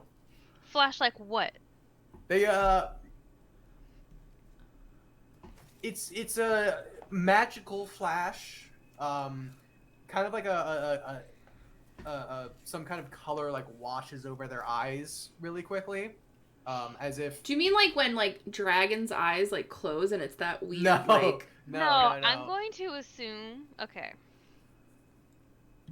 I'm going to Oh, no. assume that this is another because the only people who Ash has experience with having magical other things is Nozoa. So, when she sees a flash of something that looks magical that is not of its own volition, she's going to assume it's a Larlock situation.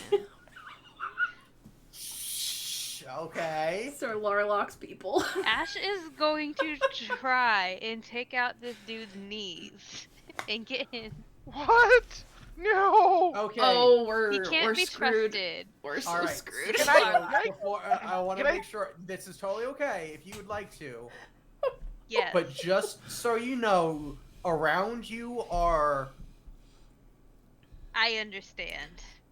Can I grab her when I see her going for this guy? I feel like Thud wouldn't. You were in She the assumes middle that of this is a Larlock spinning and your a Larlock arm. army. It's true. So, Yeah. Ash, if you would like to, roll to hit. Oh, this is gonna be This is interesting. So bad. 11 plus. Okay, while she's doing this, We though, can I almost were make friends an with the cat intimidation to kind of get everybody else to back off while she's doing this? Let's see what happens here first. Okay. So 11 plus. I'm assuming unarmed strike, so I'm trying to like take out his knees to like bring him down Yes, to my definitely. level. So it's Oh, plus 5, so no. it's a 16. That Oh. does not hit. Oh, thank God. You go, and he's looking at the cookie, and then his eyes flash, and just as they finish, you go, and he looks, and he swiftly and deftly swings his leg out of the way, kind of scraping along the ground as dirt is kicked up, and let's see. And I need you to make a wisdom saving throw. Oh, this is so bad. Wisdom saving? That's plus 8. I'll take that. 14 plus 8. Okay.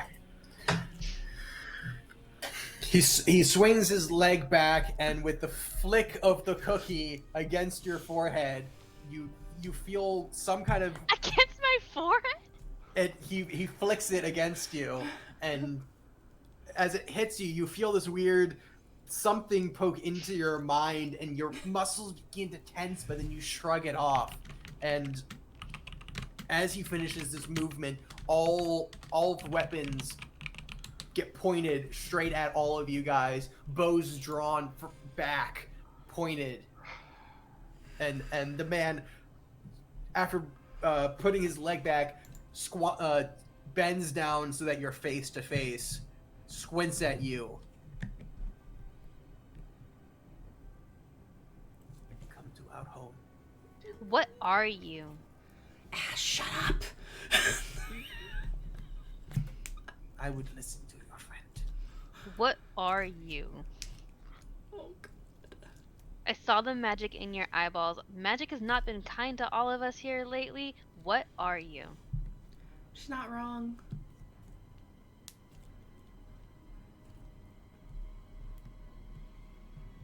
Do you not know magic users? I know some of them, but also Ew. I am coming to a lot of terms where magic is just different and it's not always good, and I thought it was always decent, but it's turning out it's not always good, and I just saw it in your eyes, and just lately magic has not always been good to us. We have trust issues. Well, that makes all of us. But And you're the one luring people in with a beautiful island and then just popping out of nowhere with bows and arrows. Luring? You come to our island of your own volition. We have done nothing. It's so pretty though. How can you blame someone? it is really pretty. Flattery will get you nowhere. I'm not trying to be flattering. It's just an honest truth. Your island is pretty. I'm sure you're magical. What is going on? You have a lot of questions, small one. don't Are have any a of lot to them answer. holding metal? Beside some of the weapons are metal. Some of them are wearing metal armor. Some others no. Is the main guy talking to us? Is the main guy talking to you? He is wearing metal. Okay. Okay. Just good to know. For, Okay. fiery fun. No reason. No reason. He looks over all at the other people that are around you guys, and they all, the ones behind you close in and begin to push some of you forward. And Passion with his hands up, he's like, oh, we are moving. Oh, this is fun. We are moving. Okay. I love Passion so much. And they all begin to walk, flanking you guys and the crew members. You all begin to move deeper into the forest. Yeah, I'm gonna hands up, non-threatening. Just walk behind Passion. Okay. So you guys walk through the forest. Not quite sure which direction you're going. You're going in, but then there are a couple of turns and other direction changes that kind of throw you off. Then after walking for about 10 minutes, you all break through a tree line that reveals a small village sitting beyond. A large clearing encircles dozens of small, simple stone buildings with wooden roofs, a single dirt path up the center with branching paths to the sides. The village is fairly open, as the buildings are not packed together, but the open space is filled with different sorts of materials and resources that are piled together, such as stacks of hay or lumber. You are led through the middle of the village, flanked on all sides by these bestial humanoids. Dozens of eyes from other bestial villagers gaze upon you as you pass by, some confused, others nervous, and a couple seemingly annoyed. You make your way all the way through, and as you are reaching the other end of the village, you notice a significant change. While there are more of these bestial people milling about and working, you notice a few people of other races around. Races you all recognize. Oh no. You pass by a dwarven woman and a younger dwarven male, seemingly her son. And as you pass, she notices you and hurriedly goes to his side. Then you see a human female sifting through crates and a halfling male checking on his vegetables. You pass by a human male leaning against a building and thoroughly looking you all over one by one. As you move forward, you see more and more beyond. One face that catches you all off guard is a tall, muscular, full-blooded orc talking to one of these bestial people. And as he notices you, he stops and glares at you all for a moment, and then looks back to a human. Then looks back to a human female holding onto a small half-orc boy. And the orc man, without looking away from all of you, backs towards them. Beyond them is a half-orc man with an axe inspecting some tree stumps. You then see a gnome sitting on a cart and smirking at you all, and a halfling female bringing a bucket up from a well, and briefly looks at you all, but then goes back to her bucket. You move further and further into the village.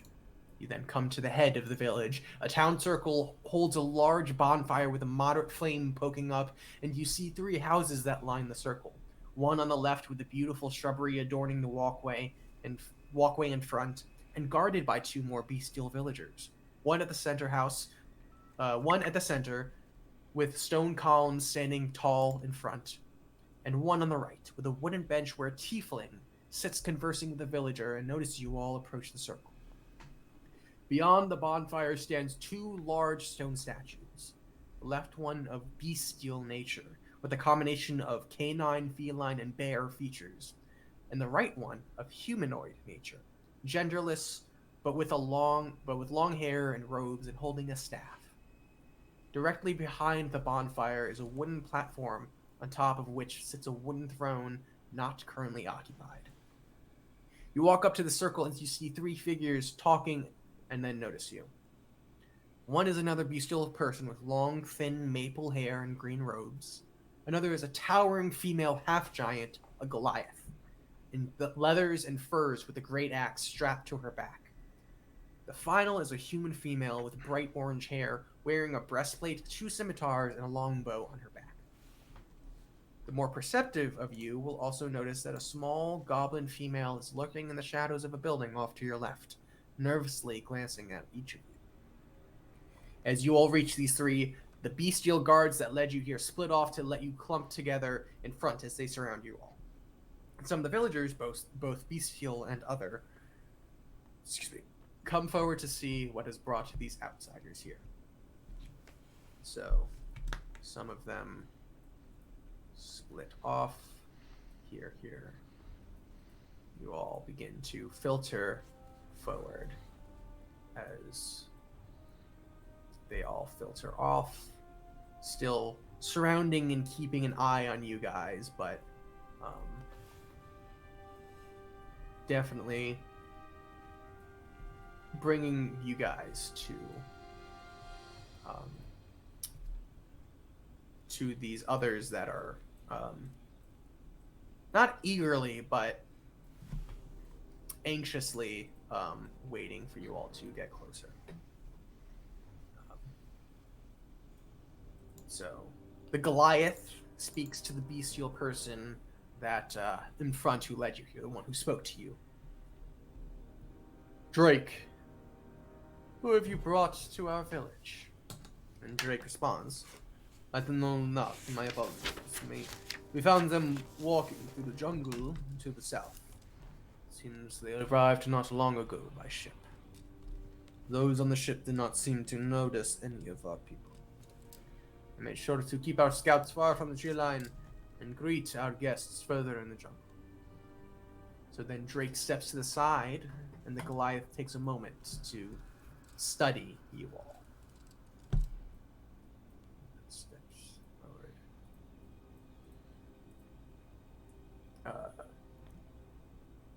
Passion then breaks the silence and addresses her. My apologies to you, madam. We mean no harm or offense to you and your people. My name is Passion. I am the first mate on the Depth Maiden. Currently on a voyage to explore the ocean, and we just so happened upon your island. Isn't that right? And he looks back to you all.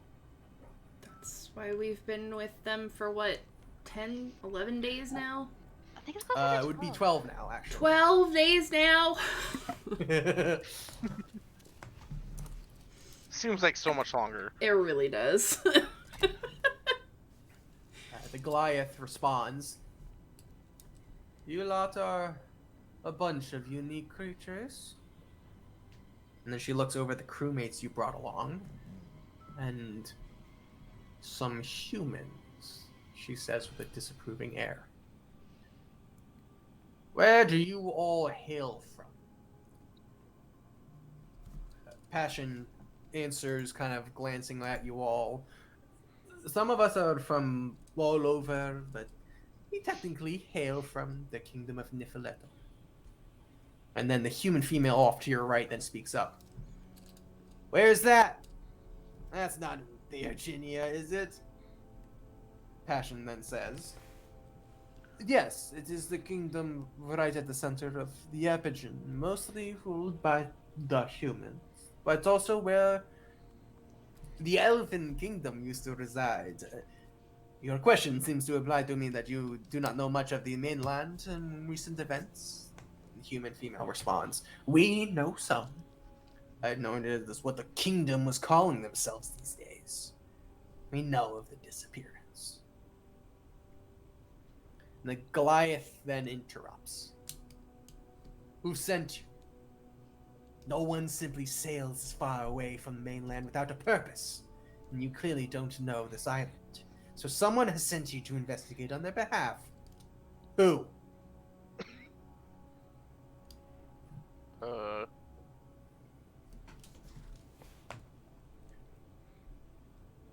I look at Passion. Right? Passion kind of nods and says, "We come by a contract given to us from an organization known as the Order of Arcane Resurgence in the kingdom." And the female chuckles again and shakes her head a bit while the bestial person on the other side looks at her and the Goliath with pondering eyes. And Passion sees this reaction and continues. I want to reassure you, we don't come to your island with any sort of ill intent or any real intent at all. This is a journey of curiosity, information gathering. We do not ask anything of you." And then a voice reaches out from behind these three figures in front of you. "That is where you are mistaken." You all watch as another bestial humanoid with slick hair and thick whiskers, or mutton chops, you could say, strides forward to join the other three, talking to you.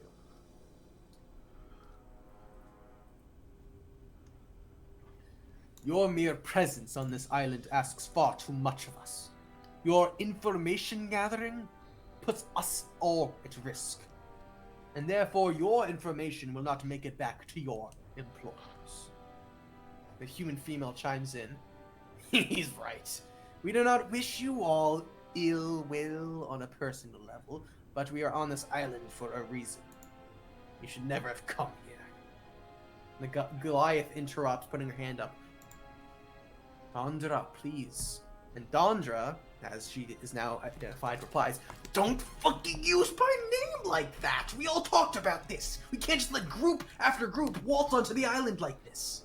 And the Goliath snaps back, "That is not for us to decide." And the bestial man... Doug's gonna raise his hand real quick. What you mean group after group? The Goliath kind of closes her eyes and makes a face like, shit. And looks back at you. "You are all outsiders. Like my friends here have said, you should never have come here." And the bestial man speaks up, agreeing with her. "You are right. But I am sure that he will do the right thing and agree with us And with that, he motions for another person standing off to the side. You watch as they blow a small horn. A few moments pass before you all hear a door open and shut on the far end of the circle. And from behind the throne, another large Goliath, this one male with a muscular, shirtless torso, wearing a fur collar and sporting a large, dark beard, comes out and stands on the platform. If I can get my boy out here. Here we go.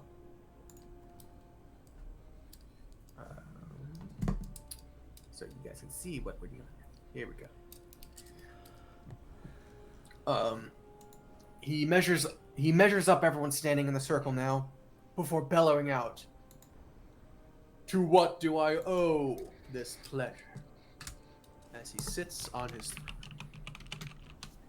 Passion, then looking at you all, kind of sighing and rolling his eyes, takes off his hat and gives a large bow to him, to which the Goliath gives a small side eye roll and a quick sigh. Oh, go ahead. Yep. No, you. As Passion's doing that, I'm just gonna say, hello, it's nice to meet you. Zoa?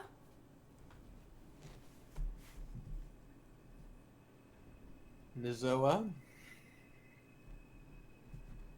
Yep. Shall I just guess all the rest of your names? I'm gonna, jab at whoever's next to me. There's Passion and there's Freebird. Freebird! So Thud's just gonna step in front of everybody and just say Thud, and then fold his arms, and just kind of give everybody a "What's up?" look. Mm-hmm.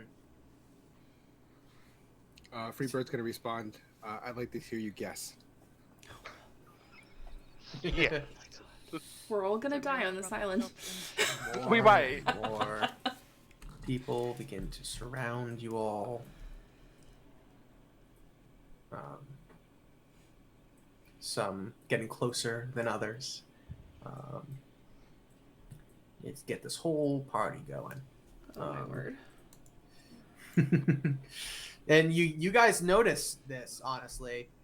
Most of the people closer to you are the bestial people that inhabit the village. And then there are a few of the other races that are getting closer, but not in the inner circle, like others are. And then, but everyone is curious, if a bit anxious, to know who is here. Oh my god. And so the Goliath looks at Passion finally, and Passion responds, "My apologies, sir. To make a long story short, we happened on your island on a voyage of exploration, and sensing that we are not welcome here, I want to further press the fact that we are not here to harm or bring misfortune to your island." The Goliath chuckles. "Some fancy talking for a pirate." And Dondra, the human female, speaks up. "They're not pirates. They're from the mainland and sent by the humans." And the Goliath's face falls a bit and then looks at Passion, kind of down the bridge of his nose. "Is this true?" Passion replies, "We are under a contract by the Order of Arcane Resurgence. Yes. Purely for exploration." The Goliath leans forward in his throne and glares. "And you just happen to randomly stumble upon a small, unknown island in the middle of the ocean. That sounds mighty convenient." Passion responds, "Well, we're just following a map that we had obtained with some information about possible locations." At this statement, murmurs and whispers ripple through the crowd around you all, and you sense the unease at the fact that there is information about this island. So the bestial man who was addressing you all when you arrived then steps towards the Goliath on the throne. Well, I think we have our answer. We need to get rid of them and that map. There is no other choice. And a few people from the crowd shout their agreement, while others are still talking low and anxious. And the Goliath holds up his hand and looks over at you all and says, "It is out of curiosity that I have spoken to you all this long, yet there is not much left between me and this decision I have to make to protect my people. Speak quickly." We write, "Do not disturb" on map.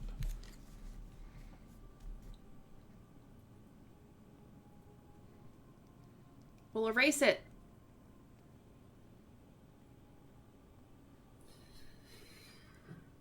We have been here this long by not trusting anyone. Do you really think that erasing is enough for us? Well, I also think people already know about you, so what does it matter?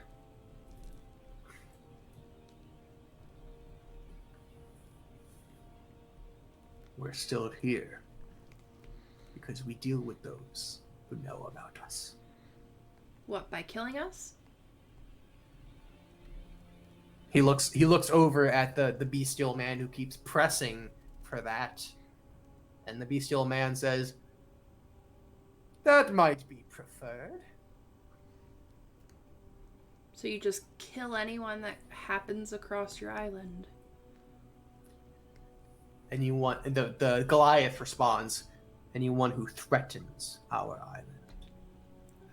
We haven't done that, though. The bestial man laughs it off, saying, "Don't you see? You can't waltz onto this island and claim that you won't tell anyone about us." I never said we wouldn't tell anyone, but what does it matter if people know you're here? The human female with the bright orange hair speaks up. "This has gone on long enough. Make the decision," as she reaches for her scimitars. And the Goliath leans back in his throne. "What of their ship?" And Drake, the one who brought you guys here, responds, "We have not made any plans about that yet, but it is a little far out from the island. We're probably going to send more." And so the Goliath leans back in his throne. "Then we wait. No need to be hasty." And the bestial man who was just speaking to you all kind of chimes in, kind of agitated. "Wait! We cannot wait! What do you think they could do while we sit around and let them..." And he kind of runs up to the throne and begins whispering, and the two have a quiet exchange that none of you can hear. And it seems agitated, but fairly one-sided in that the man is pleading and trying to get the Goliath to agree, while you all just stand there in silence, the people around you glaring, staring, and some scared, some angry, some ready to pounce. I'm gonna do something probably dumb. Hold on, let me try something first.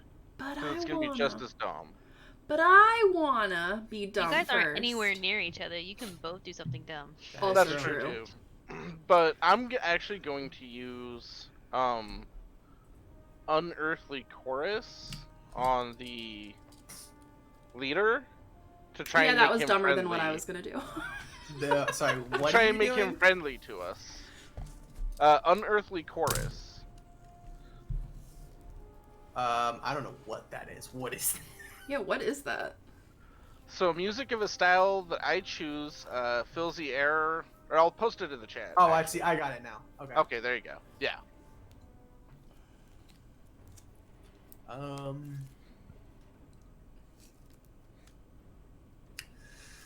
Music turns all currents heard from 100 feet away. Wow.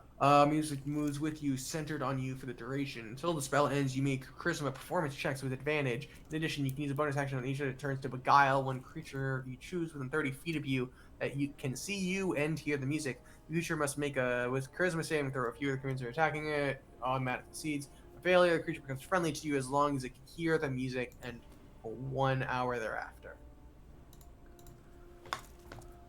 Deception, being friendly with advantage. Okay, I see what you mean. Sorry. Firstly, this man is now here. And let's see. Where are you? There you are. You are not within 30 feet.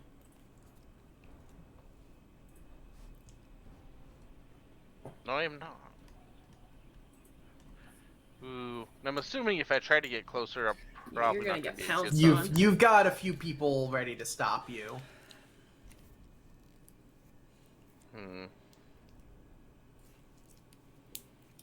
Mizoa, what did you Alright. want to try? So I was just gonna kind of stand there, very like non-threatening, not trying to. This isn't into like being a threat by any means. It's just kind of almost because I want to test to see if maybe they're into nature, perhaps.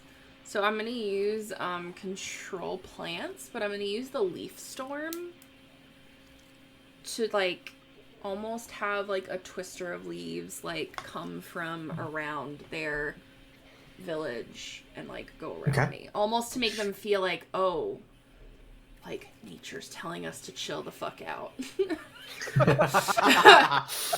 Good luck. Okay. Yeah, I told you it was dumb. All right, so you cast a spell. Yeah. Bring in some of the leaves and plant life around you to whip up a storm. And the whole time I'm just looking at the guy in the throne. Yeah. And so first make a persuasion check. Okay. Just to Not my strong suit, but I'll try it. make sure no one attacks. Oh, actually, that is a strong suit. Never mind. I just got a nat 20. Okay. So you conjure this, and a couple people were about to move to stop whatever was happening, but you quickly move the storm so that it's near no one, and just kind of have it and conjure it, and you get the attention of the Goliath and the Bestial Man talking to him, and the Goliath stops the conversation. I see you have powers as well. You could say that.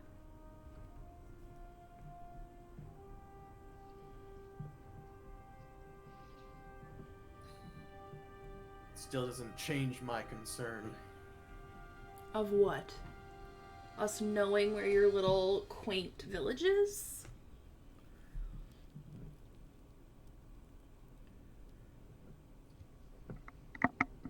What assurances can you give that no one will know? Well, we'll know. I can't speak for everyone here, but I know me and my friends wouldn't put anyone else in danger. Passion kind of leans over to you. You know we gotta report this, right? Shut up, Passion. I know, but just so you know that we're on the same page. Yep. Mm-hmm. Okay, cool. Just making sure. You're doing good.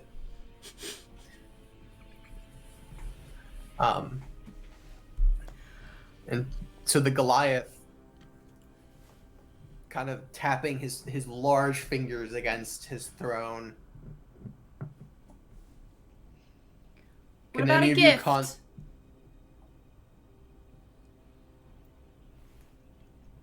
I always like gifts.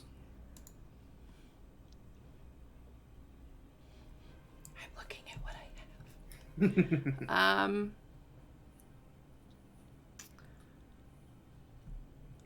gonna, because Nozoa has a lot of necklaces. She's adorned with nonsense, I feel like, at this point.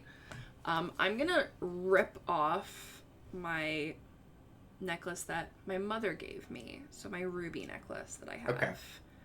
And I'm gonna look at him and just be like, can I approach? Who's standing? He motions for let's see who's there. He motions for one of the closer men to kind of guide you towards him. Okay. Yeah, So you make it up to him. and I'll give him the necklace. I grew up with this. I wouldn't give it to anybody.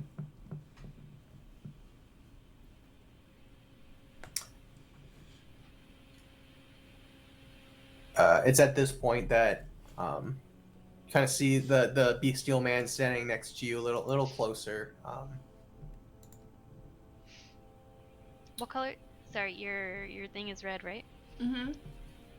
Okay. As she's handing it to him, Ash wants to cast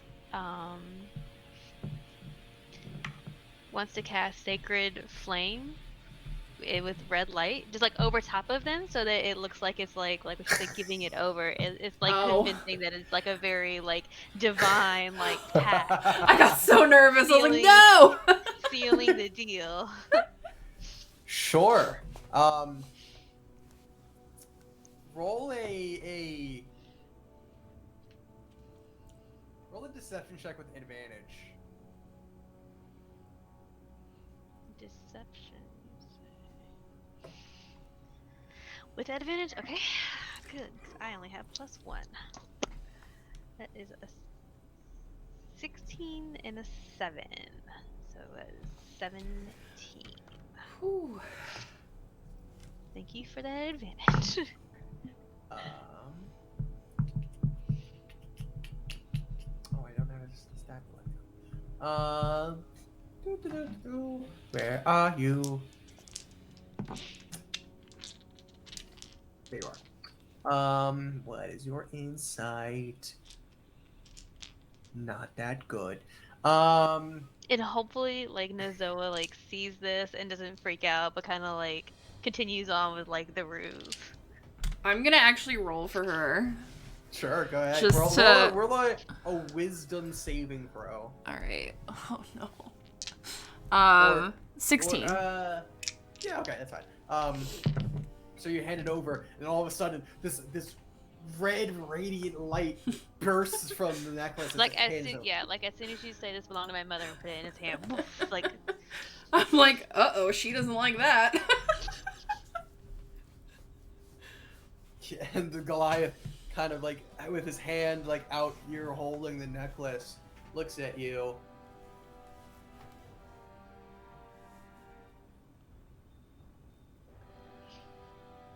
Where are you from? Theurginia? The mountains, I got to be that. specific.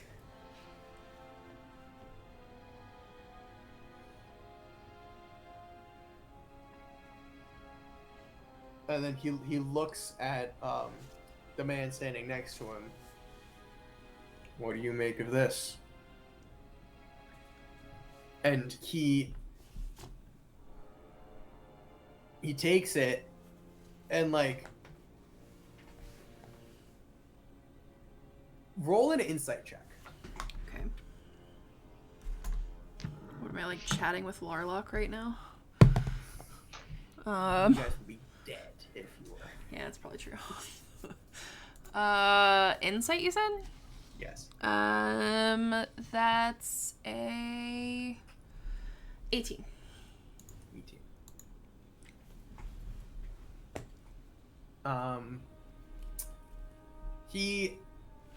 There's this weird confusion and almost fear in him that is that a fear of like it's different than the fear he just had. Initially it was a fear of these are people here. Why are they here? And then it was and now it's a fear of what is this? And it just hits you wrong. Like you're wondering why he's so afraid of it, and then he looks at you and looks down at it again, and his eyes flash over with a different color that you would all recognize as a detect magic spell. Okay. And then snaps his head back to you and glares and speaks in a language that you don't recognize to the other guy, and you are pushed back to the group. Okay. I won't fight it.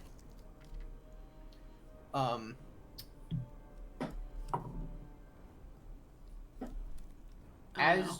you are being walked away, the rest of you watch as the man turns back to the Goliath and casts a spell. And the Goliath immediately changes demeanor.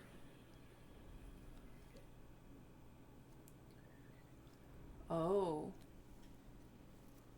Get them on their knees. And all of you are pushed down on your knees. And weapons are drawn. The human female takes out both her scimitars at the ready. And all around you, you can see these people that you think are people, but all of them, even the people who are normal races, have this weird, bestial, feral manner to them, and they're ready to that given the word. So the one They that's will in the strike. throne said for us to get on our knees, correct? Yes. Okay. He basically changed demeanor after you walked away. All you know is that as soon as you got pushed back to the group, you just heard him say on their knees. Got it. But the rest of you watched as the guy cast a spell. The Goliath immediately changed and then said that. So before they do anything crazy, I am going to summon my wildfire spirit right behind him. Behind Throne dude. Throne dude. Okay. Because I don't know his name, so that is now canon, and that it will be for Sure, his dude. name. No, you don't. It is red. So at this point, are there guards like right around us? There are basically a bunch of the guys come in. There. So many tokens. Yeah, we're fucked if this goes south, but, you know. If this goes. If. I almost thought I had it. Yeah, it was.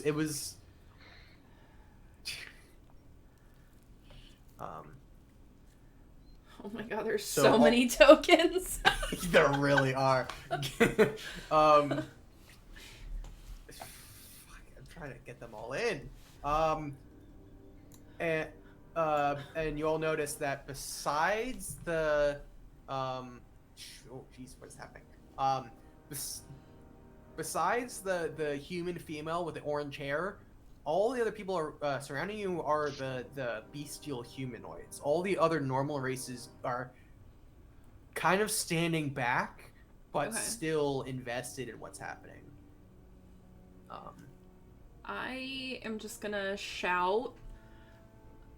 I'd look behind you before you do anything dumb. Because I'm about to do something dumb, so... Yeah. Jesus, why is the circle getting bigger, guys? I mean, you Um, decided on this many tokens, Will, not us. You're correct. Let's see.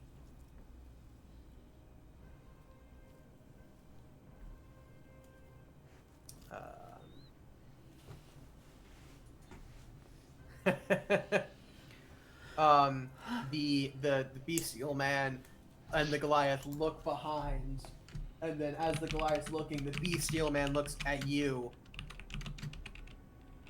and wags his finger at you, and I need you to make a wisdom saving throw. That's fine. It's my strong suit, so. Oh no, where's my good dice? Okay. So, as soon as he does that, oh, God, should I or shouldn't I? Hold on, we gotta let's see. What I am happens gonna first. use one of my advantages. Okay. Oh, that's really good. 26. 26. I just blink and go, what?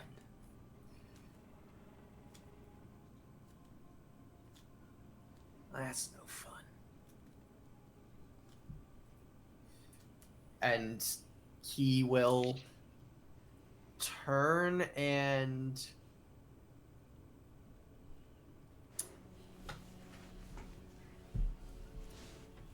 I don't mean you any harm.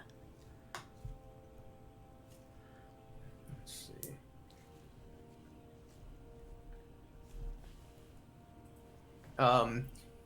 He shouts out to the villagers, kill them. And all the villagers, with their held actions, slice down at you all. Can I cast Thunderwave? This is a reaction, so you're not quick Yeah. enough. So Oh my god. this is gonna be a lot. Okay. We're gonna go through the crew Oh my members god, first. this is wild. I was not expecting this tonight. Okay, I Jen, to answer your question now. I had thrown it up while you were like when he said like get them on their knees, like that's when I would have thrown up my spirit guardian, but I didn't want to interrupt you guys, but I put my circle up. that will Okay. that will do next. This is First, I need to crazy. get some stat blocks. Oh god. Okay, that's good to know. Da. Thank you, chat, for all the advantages. I need you and you and you and you And you. and you get an attack and you get an attack. And you get a car. I don't even know how am I supposed to fucking do all of that's an actual 20. Okay, that guy's dead. No. He's fucking dead. There's nothing. Who is? Oh, saving okay, him. that guy. Alright. Okay. Hey, Greg. Nope. Ooh, that's a 1 miss. So this guy's gonna be okay, probably. Maybe You're not. right, Gronk. It could be worse-ish. It Nope, could be he's this dead. and a Kraken. Come on, give me this.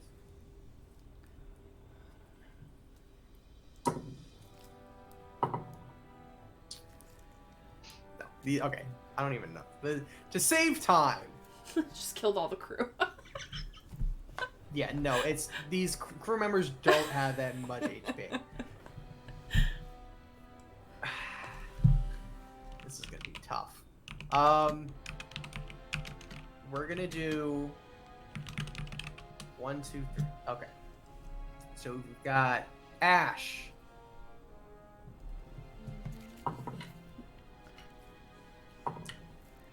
We've got a 22 to hit That hits. Oh god. and a 22 to hit. That hits. Oh jeez, this is so bad. Warlock, where you Take- at? You take 23 points of slashing damage as one of them brings down a glaive on you. We'll be fine. It's okay. Oh no, that's not good. That's an 11 to hit. Does not hit. It's a 14 to hit. Does not hit. It's a 9 to hit. Whew. Does not hit. Okay, so he comes in with his short swords and misses. That's an 18 to hit. And that's a dirty 20 to hit.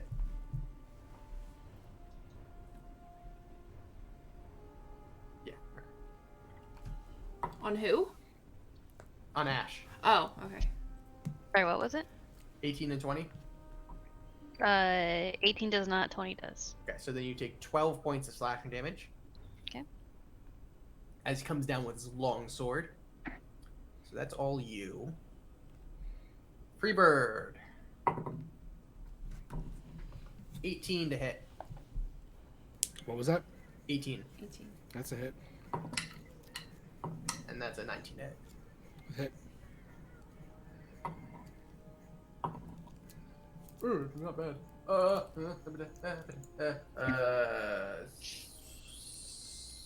12 points of damage. One attack. Yeah. Sorry, 12 attacks. Okay, I'm gonna take half. Okay. 23 to hit. Freebird. Yeah. Yeah, the hit. And 13 to hit. Miss. Oh, wait, one more. Here. Oh, it's an actual 20. Phew. So that's oh god, where are you? Which one are you? That one. So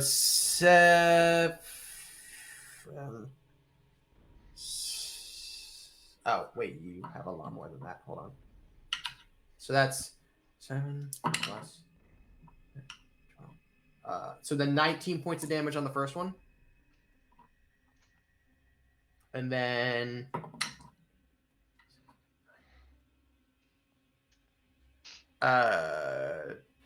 11 points of damage on the second one.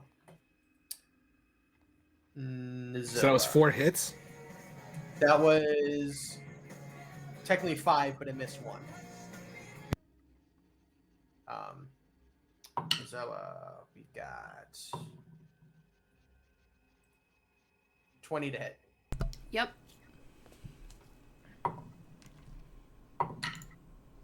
And an 18 to hit. Yep. Okay. 12 points total. Okay. And then the other one's going to attack you as well. Okay. 18 to hit. Yep. And a natural 20. Yep. Rude for asking, Will. Just rude. Alright. No, you're not. That's going to be 6 plus another 19. 25 points total. Jesus.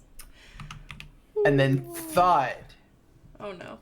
What you see is the orange hair woman come forward with her scimitars, and her body quickly shifts and fur sprouts from her arms and neck as you see orange fur with stripes. Oh, bring it. I can do that Face. fun shit too. And face grows a little snout and teeth like canines, and this feline-like jaw comes forward, and the rest of her face sprouts fur as well. She turns into this half human, half tiger hybrid. She takes 2 strikes at you. With a 21 to hit. That hits. And another 21 to hit.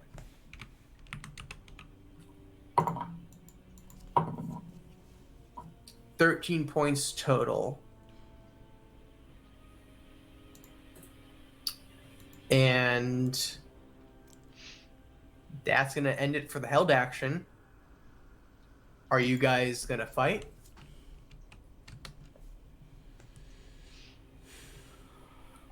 I plan to, but that's... Yeah, well, I mean, when they, Yeah, I mean, we have to. when they had said, get them down on their knees, Yeah, had I wanted feel to like... put my spiritual guardians up. Okay. Okay, so spiritual guardians goes up. You have the circle there.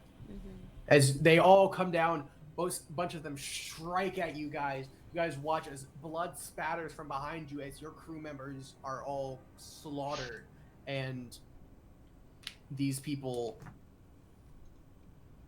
come down with all manner of weapons and claws and teeth, and this human who you thought female just suddenly turns into this weird tiger hybrid and comes and cuts Thud across the chest, and then Ash, in your reaction, let go your spiritual guardians that begin to swirl around you guys. And that's where we're ended tonight. What are these things? Time to go back to the scheming channel, everyone. Right? Oh my god, this is not good. So wait, okay, I just want to like make sure I understand. So we have these beast things. Yes, so these tokens are fairly accurate to what I'm trying to go for. So you've got the ones that are surrounded in brownish tokens are all Okay. the villagers. And they're all manner of these strange bestial people, some with long teeth, others with fur and claws, others with these long snouts. Sort of that looks like what was just in Jen's camera. Yep. She's gonna kill that cat. I am. I'm so sick of this cat. I want her to be back in the garage so bad. Would I have been able to, at any point, like, make an Arcana check to, like, I don't know, see if I know anything? None of you No, we understand wouldn't what know you're anything. looking Okay. at with these people. Okay. Um, Alright. Well, I mean, This is crazy. Ash, Mm-hmm. Thud. Yeah, Ash and Thud I know I wouldn't, yeah. make history or Arcana checks.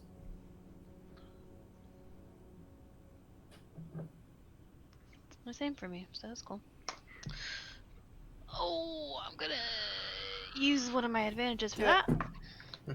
The first one was a 7, second one's an 18 plus That's an 18.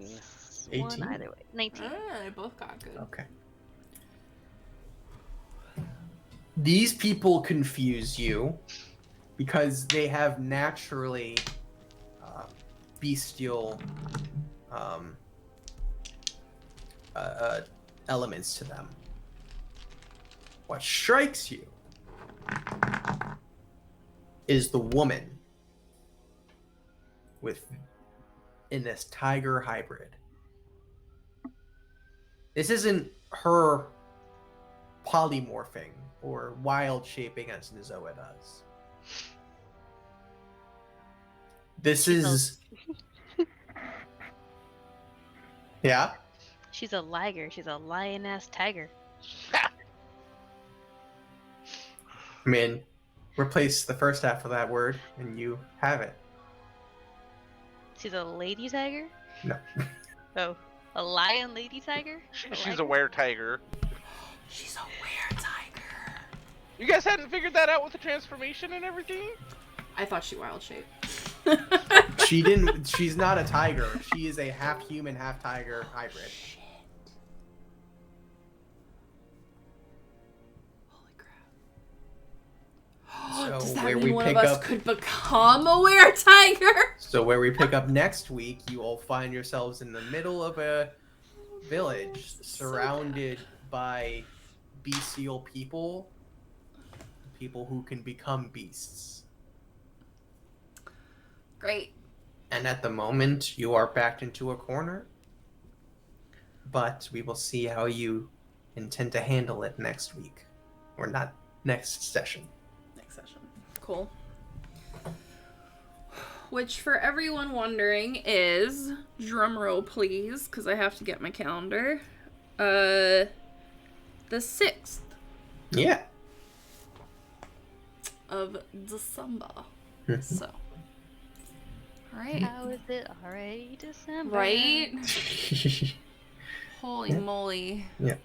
Thank you all for joining us. Yes, thank you guys. Great job. Happy Will. Thanksgiving. Yes, happy Thanksgiving, everyone who celebrates Love your it. family.